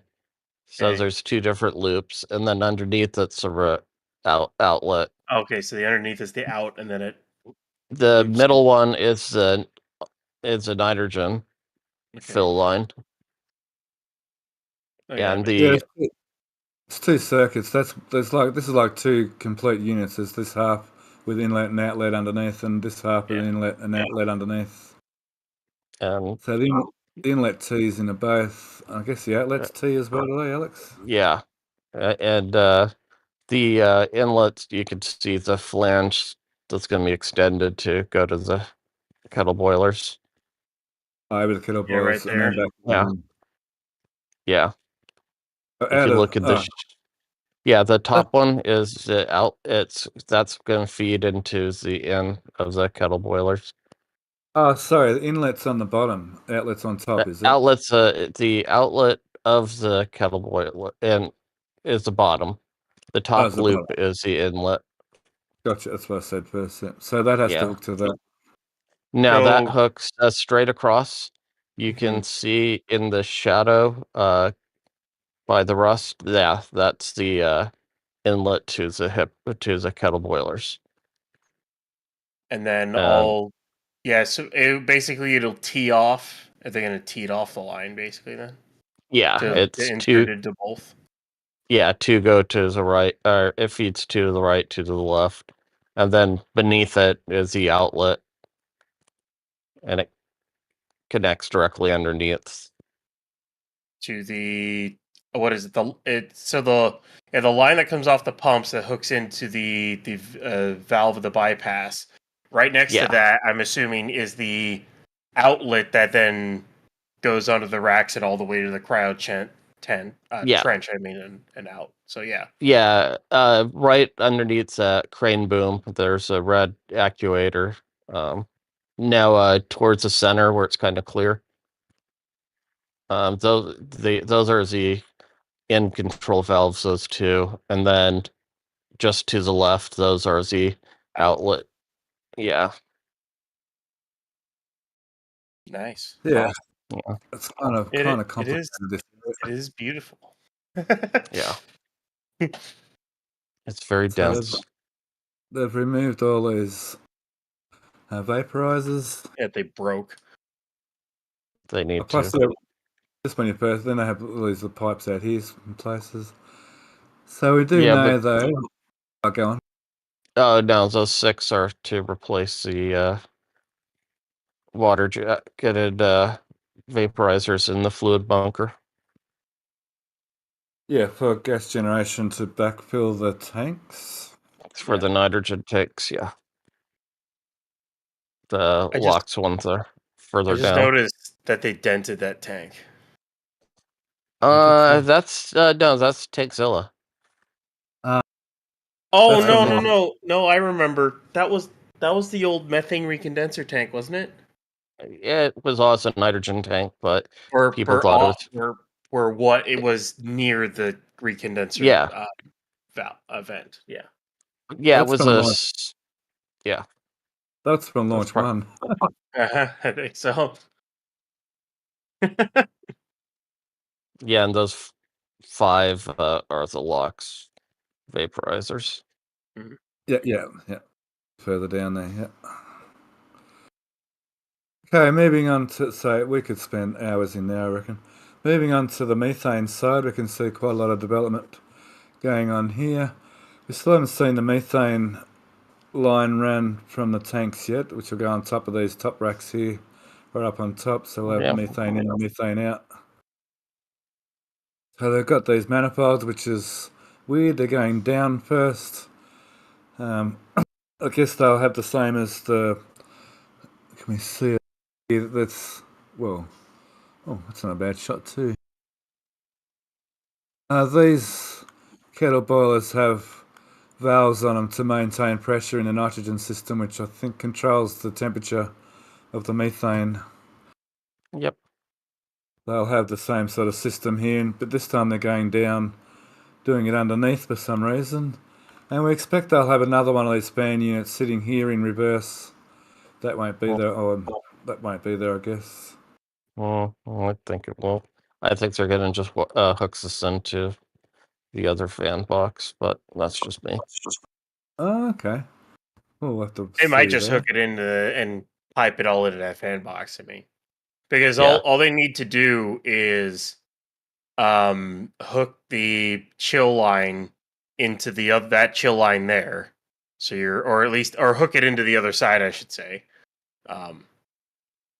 Yeah, well, that chill line extends towards Yeah. that anyway. and then they need to hook it, and then they can hook the 4 subcoolers and the larger subcooler together and pipe it around the backside and hook in to the other. Yeah. Yeah, and I'll have one exhaust system if they really wanted to. So, Cut a hole. there you Well, go. tis the right side Yeah. because they have the big ledge. So If cut they- a. Yeah, it'd So be two cut another sided hole right hole. there because that is where that's gonna go. So Yeah. but Yeah, we'll I see. don't know. We'll see. Yeah, we'll have to see. Yeah, okay. That could go either way. I'll give you that for sure. Yeah. Okay, so they're starting to. They've got the pumps start. Not the pumps. This side, the supply side racks framework in, and they've got some of this side framework going in, and we've even got some pump stands ready to go in between. So being 9 over there, and there's only 8 over here. We can count the 8 spots through here. So we should see this happen in about the same amount of time as it took all that to happen, I guess. This will be faster.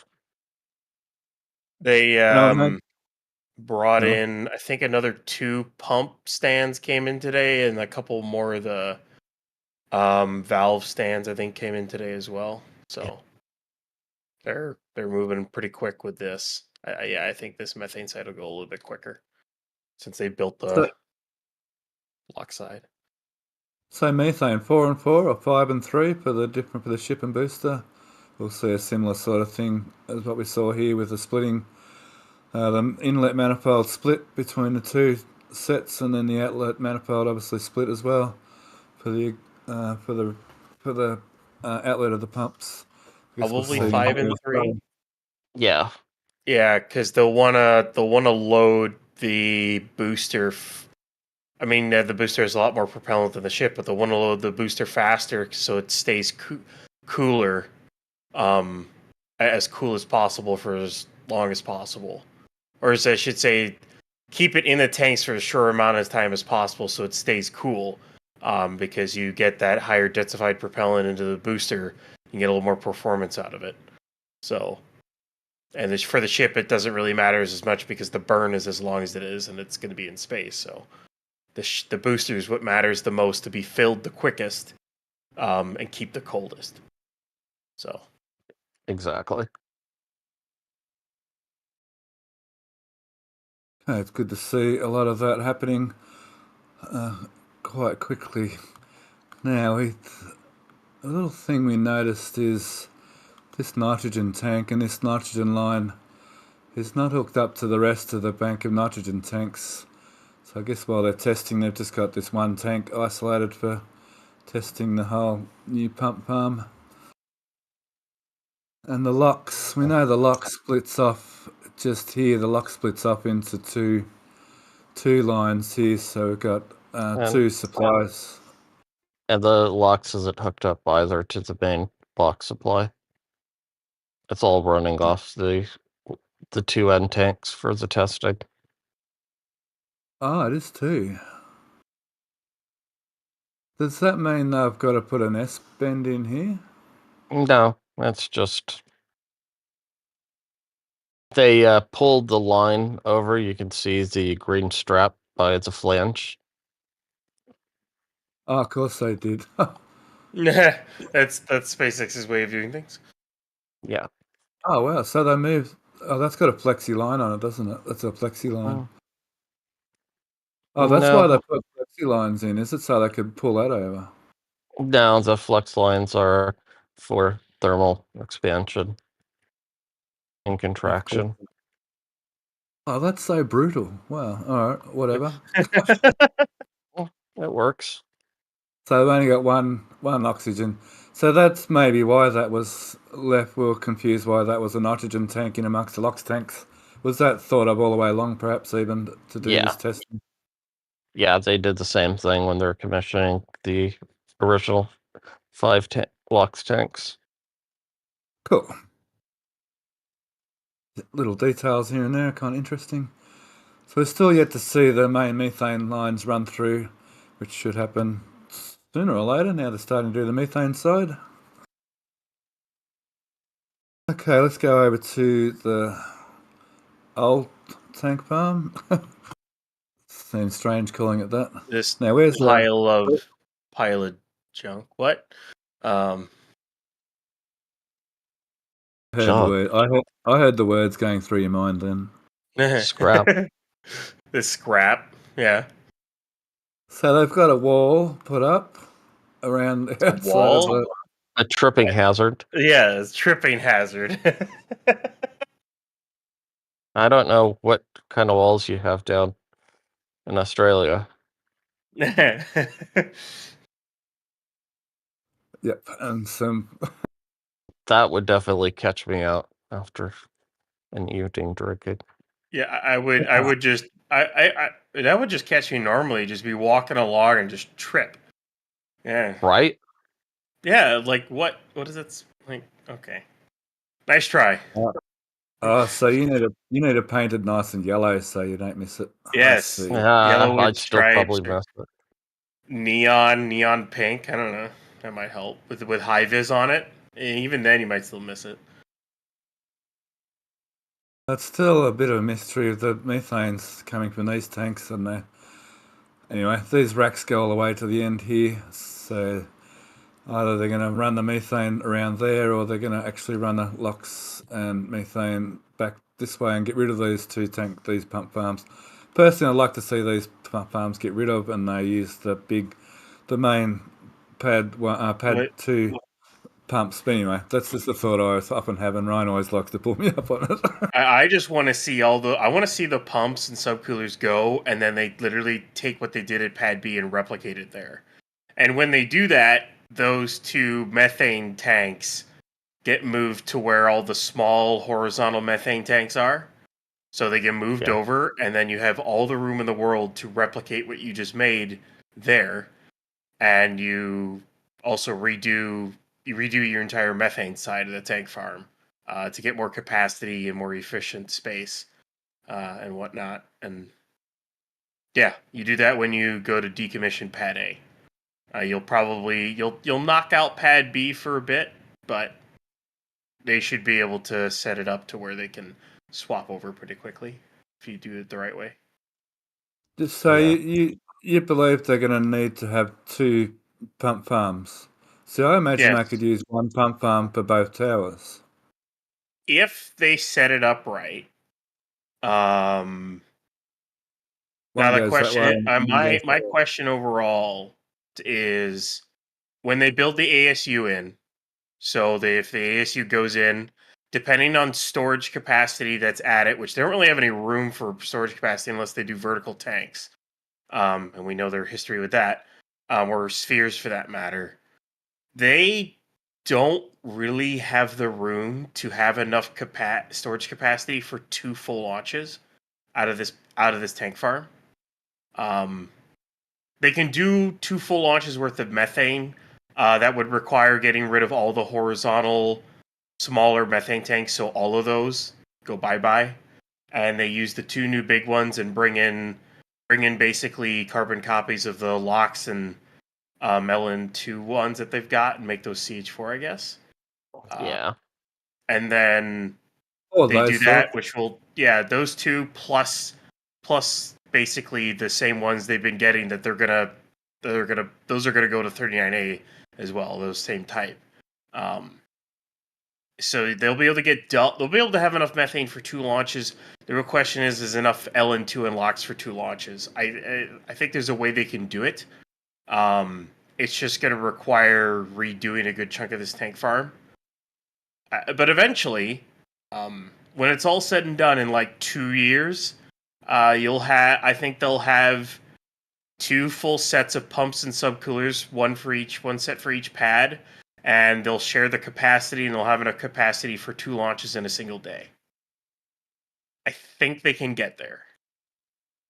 So as an alternative, when they redo Pad A and they get rid of all these pumps and use the same pump for both pads, just saying on the other hand, These two tanks, Alex, aren't they about the same size as all these tanks combined? I believe so, yes. So if you put like another 2, 4, 6 of them, that's heaps of that capacity. And then they could continue these tanks through here, or even over to here with these tanks. So they could effectively double the capacity there for nitrogen and oxygen just in here. And then, a couple more of them, or even two more there and 2 more here. That effectively quite easily double the amount of methane they have too. So I'm not saying either way is right, Ryan. I'm just sort of throwing I'm throwing other parts Yeah. at the wall as well. Yeah, So, go ahead, Alex. the ASU will have to be producing at their consumption rate. So the LOX and liquid nitrogen, those are just merely buffer tanks to hold it before it gets loaded up and yeeted. So yeah, you wouldn't want to store more than 3 launches worth of commodities. Yeah, because you have to keep it cold. So there's already cryo lines in that trench for the ASU, isn't there? In here, there's spare lines already. Yeah.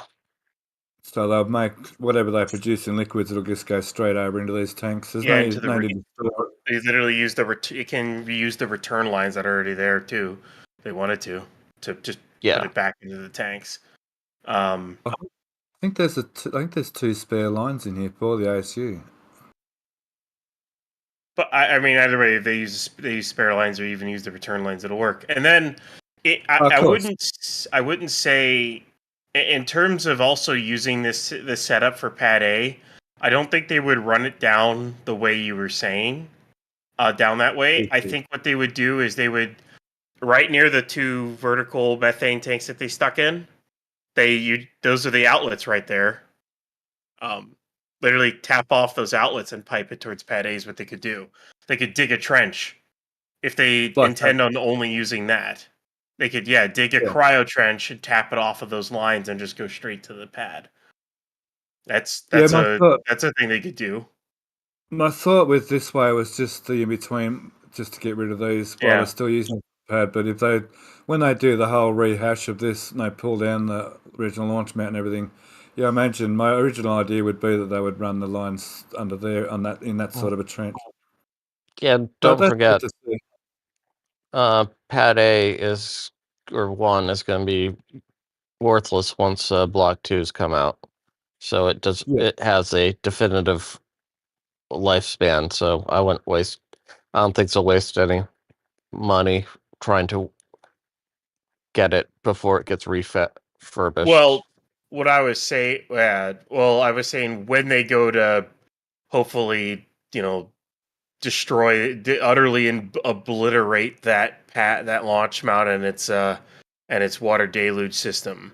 When they go dig that trench in, they literally do the same setup that they're doing for Pad B. They tap off that outlet line, and since it's already split at that point, you just have to route the lines to the tower and the pad, and voila. Yeah. Just put a valve setup in there to split it off between the pads. Yeah, I wouldn't be surprised if it already isn't. They could just do that rather than having to make all this again. Which, as much as it would be cool to see you making all of this again, I think that would make the most sense, because then you get rid of the fluids bunker, you get rid of all those pumps and subcoolers, and you just add capacity into your tank farm at that point. Yep. And then if you have 2 stacks on both pads, well, say you launch one, your tank farm's already chilled, so you just switch over and chill down the other tower and OLM and launch from there. Because your pumps and subcoolers are already chilled. 2 launches in one day. Yeah. So that's how they could do it. Tankers and orbital mechanics are going to lead to some very exciting launch cadences. It is going to be interesting, because in order to have tankers hit the depot, there's a certain window which you can only do it in. So, which is near instantaneous. It's basically an instantaneous window, because you're basically trying to hit a stationary object in orbit, and the only way to really do that is, well, the way they do it for like ISS missions and whatnot. So Yeah, It'd be and exactly the same as an ISS mission, basically. yeah, so it would work to say you want to launch a Starlink mission on one and a tanker mission on the other. Because the only way to do multiple tanker missions in a single day would be to launch like 2 or 3 tanker missions at the exact same time for multiple pads. I would hope launch one from here and then 2 from Florida a few minutes later. The one from Yeah. Australia. But it will be interesting to see how they handle it. That pad is not long for this world. I expect the rest of its launches will be this year. And the last thing that pad will do is host a full stack alongside pad B. That stack will launch, and then that'll be it for that pad. That's it. Scrap. That'll look good. Redo. Yeah, Block 2 can't sit on here at all. It's got the wrong QD, it's got the wrong clamps, everything's wrong. It's completely incompatible in every possible way. The sticks might be the right height, perhaps even. I think When the the sticks and QD the carriage are going to come off. The QD arm's going to come off. The entire backside of that tower is going to get redone. Of course, the entire foundation has to get dug up. They have to put sheet piles, and they got to do everything. And it's going to take a while. Well, not to mention this is you can see the pad of those valves, but that's not important. It'll also be the 4th version of this they build, so there'll probably be quite a few learnings.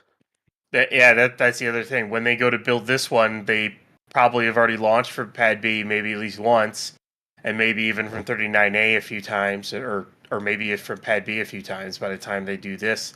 And they go, oh, well, let's change a few things. So a few things might get changed as well through the mount and the trench itself. So there's lots to come ahead, but that pad is on borrowed time. Yeah. So there's a question we get asked a lot. A question we get asked a lot is if the plane trench is going to be in here, how will that impact this part of this tank farm? Well, to answer that question, it's not going to be there, yeah. Yeah, it won't be there anymore, and not only that, the trench helps protect it because you're literally directing the exhaust up and away. These may remain, these may be permanent, or may not, but they may be permanent there, but all this isn't. Yeah, and don't forget, they can also put some turning vanes in the trench, sort of like what they did for the shuttle pad at Vandenberg's that was never used. Love that trench. They can literally make the flame trench walls in a way that they can direct the exhaust in a different direction with using the trench walls. So they don't have to point it right at where those tanks are. They could literally have a curved walls in the trench that literally direct it out towards the dunes more. They could literally do that if they utterly wanted to. There's ways to get around that, and I think 39A might have something like that because that trench is pointed right at the methane sphere, basically. So, yeah, that's not a good plan. It's not a good plan, Bob. It's not a good plan. Yeah. God, I wish we had the lock steer in the methane sphere here. Oh man, it'd be nice. Okay, I'm trying to find it here. Is this it's wrong tower. I'm not sure I'm gonna find. I think people will have to understand that the demo and rebuild of Pad A is probably going to take 24 months minimum. Hopefully, they can salvage the tower. Yeah, that is true. It is one of those things, is because once they start tearing things apart, if they go, then there's a chance that they have to destack that tower and rebuild it. At which point, that's like a 3. At which point, I would say at least 3 years until that pad is rebuilt. Okay, that's pretty. Well, that'd be awesome to see that happen in the future. Now, this carbon dioxide run, there's a line of this little trip hazard down here. is, we think, carbon dioxide running into the tower. We can see it running up the side of the tower here for the new fire suppression system on the ships. There's another new thing that's happened in recent weeks. I'm not sure that was covered in a live stream yet. I don't think it was. So Been a hot minute since we've done one of these. it has been, yeah, for sure. Between weather and aircraft maintenance and a few things have got in the way. Yeah. But, You so, come down yes, the fire escape and then you trip off the CO2. It is a great location for that. Like, fantastic. 10 out of 10. They Look hate how this tower. Look how burnt that the plate is. Like, there's nothing covering that plate right now. Oh man. I mean, there's a time they would put down the padded blanket and Yeah, vacuum no. it. They just don't care anymore. so that's They another haven't limitation. painted. They haven't. Look how they haven't painted this thing since before Flight 7. The last time they painted this was just before Flight 7. Just look how burnt that pad is after 2 launches and 2 static fires. Like, it's just scorched. Oh man, it looks so bad. So that's another limiting factor on how many launches can happen here. That plate's getting ablated quite badly, as far as I've heard. Or Yeah. the legs, especially. Well, go ahead, Alex. Sorry. No, it's the legs. It's that you Everything. can see the molten blobs of metal and the plume. Just Like, I spectacular. mean, that's supposed to be Fondag right there. That's that smaller pile cap that's around there. That is taking a beating to heck and back. And like, it's as you just brought up. I wonder if that tower is salvageable. You got me thinking that too, because they had to place a lot of steel on that tower to help protect, because they were losing a lot of concrete because just launches and static fires, even with the water deluge system. And we know one of them, something moved. Hopefully just the OLM, just from how much Yeah. they've had to modify the chopsticks. It's the hope is they can salvage that tower. If they can't salvage the tower, then they need another pad. They need 2 pads out of Boca. So even if they can't salvage the tower, they're going to rebuild it. It's probably not something they want to do, but if they have to do it, they'll do it.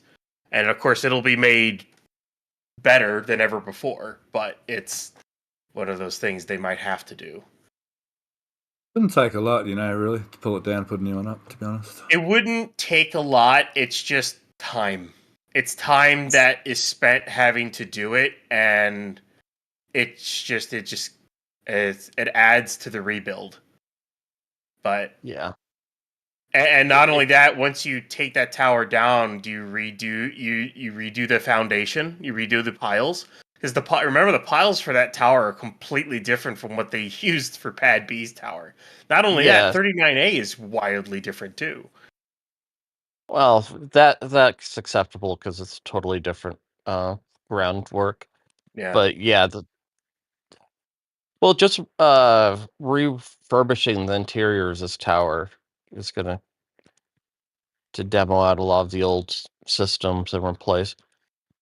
Because you don't want an oddball when you're gonna have 5 modern or newer revisions. It makes you want to be like, all right, let's just knock this down, build the modern version, and be done with it, kind of thing. Right. All but right, they did swap the cable. Yeah, I was going to say, let's just wrap up a little bit. They swapped some cable out. You can see the dead spool's quite empty now. They've run new cable through. So thanks, Dave. Dave Avery gave me a good explanation of doing that yesterday. Yeah, that was a funny thing in chat. I said any last questions, except it came out as any lady questions. No, any last questions.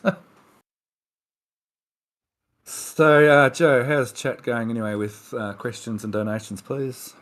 Pretty good. It's been pretty busy. I want to thank 55 Chevy Guy Steve for gifting 5 memberships, as well as Vertilagus with 5 gifted memberships as well.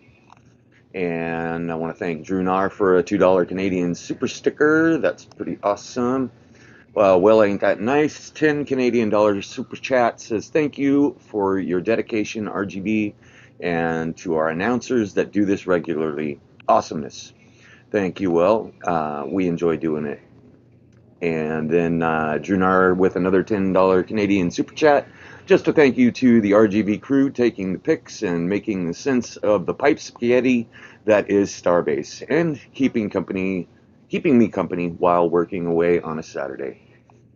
Couple of questions here. One from Mokita. Now that we know there are 2 booster quick disconnects, do you think there will be 2 arms for them at the gantry on the outside, or will it be integrated into the launch gantry structure? The $1 million Well, question. Good question. Pass I'll let for you- now. I was about to say I was going to I- let Alex take this one.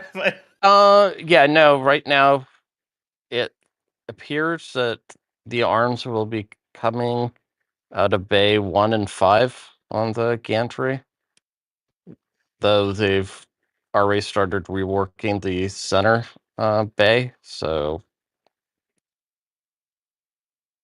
yeah. Taking the beams Yeah. out if he.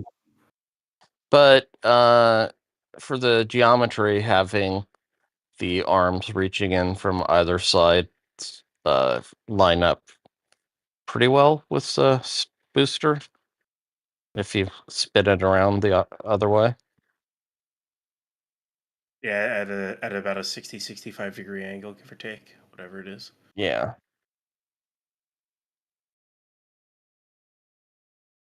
Yeah.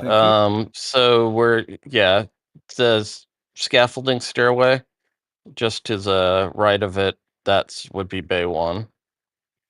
Yeah. Yeah. Okay. And then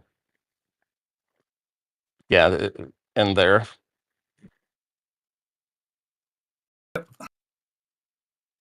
But yeah, that's $1 million question for sure, that one.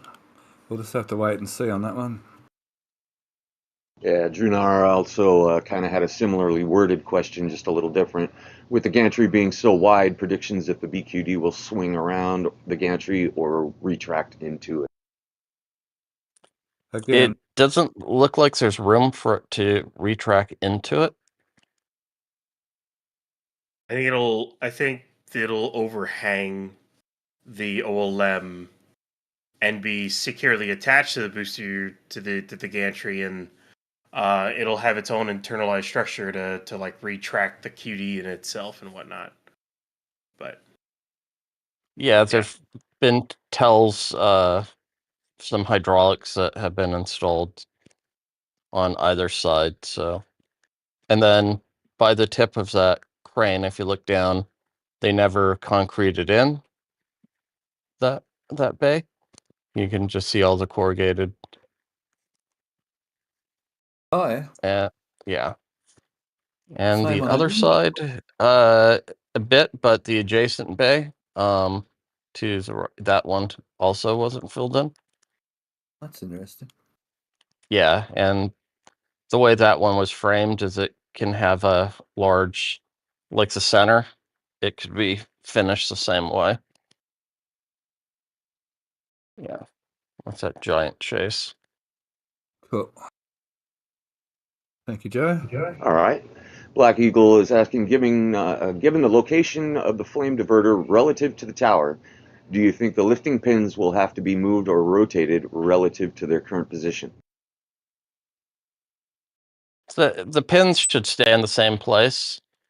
It would be helpful if the engines were rotated around 9 degrees, because there's a orientation that you could put it that only one of the center plumes would be splitting the ridge, and everything else would either be to the right or the left of it. But about 11 of the Raptors will get cooled by the ridge, and 11 each on either side. All right. I've got, I think we'll take time for one last question from Cal L. The two larger new twin methane tanks, do we know their capacity? I could look it up, but not off the top of my head. It's approximately the same amount that's already here, I think we've worked out, didn't we, Alex? No, the verticals. The two Oh, verticals. sorry. They're healthy. They're at least as much as one of the hot dog tanks, the smaller ones. These ones. Yeah. Are they I thought they were part of the reclamation. Are they for storage?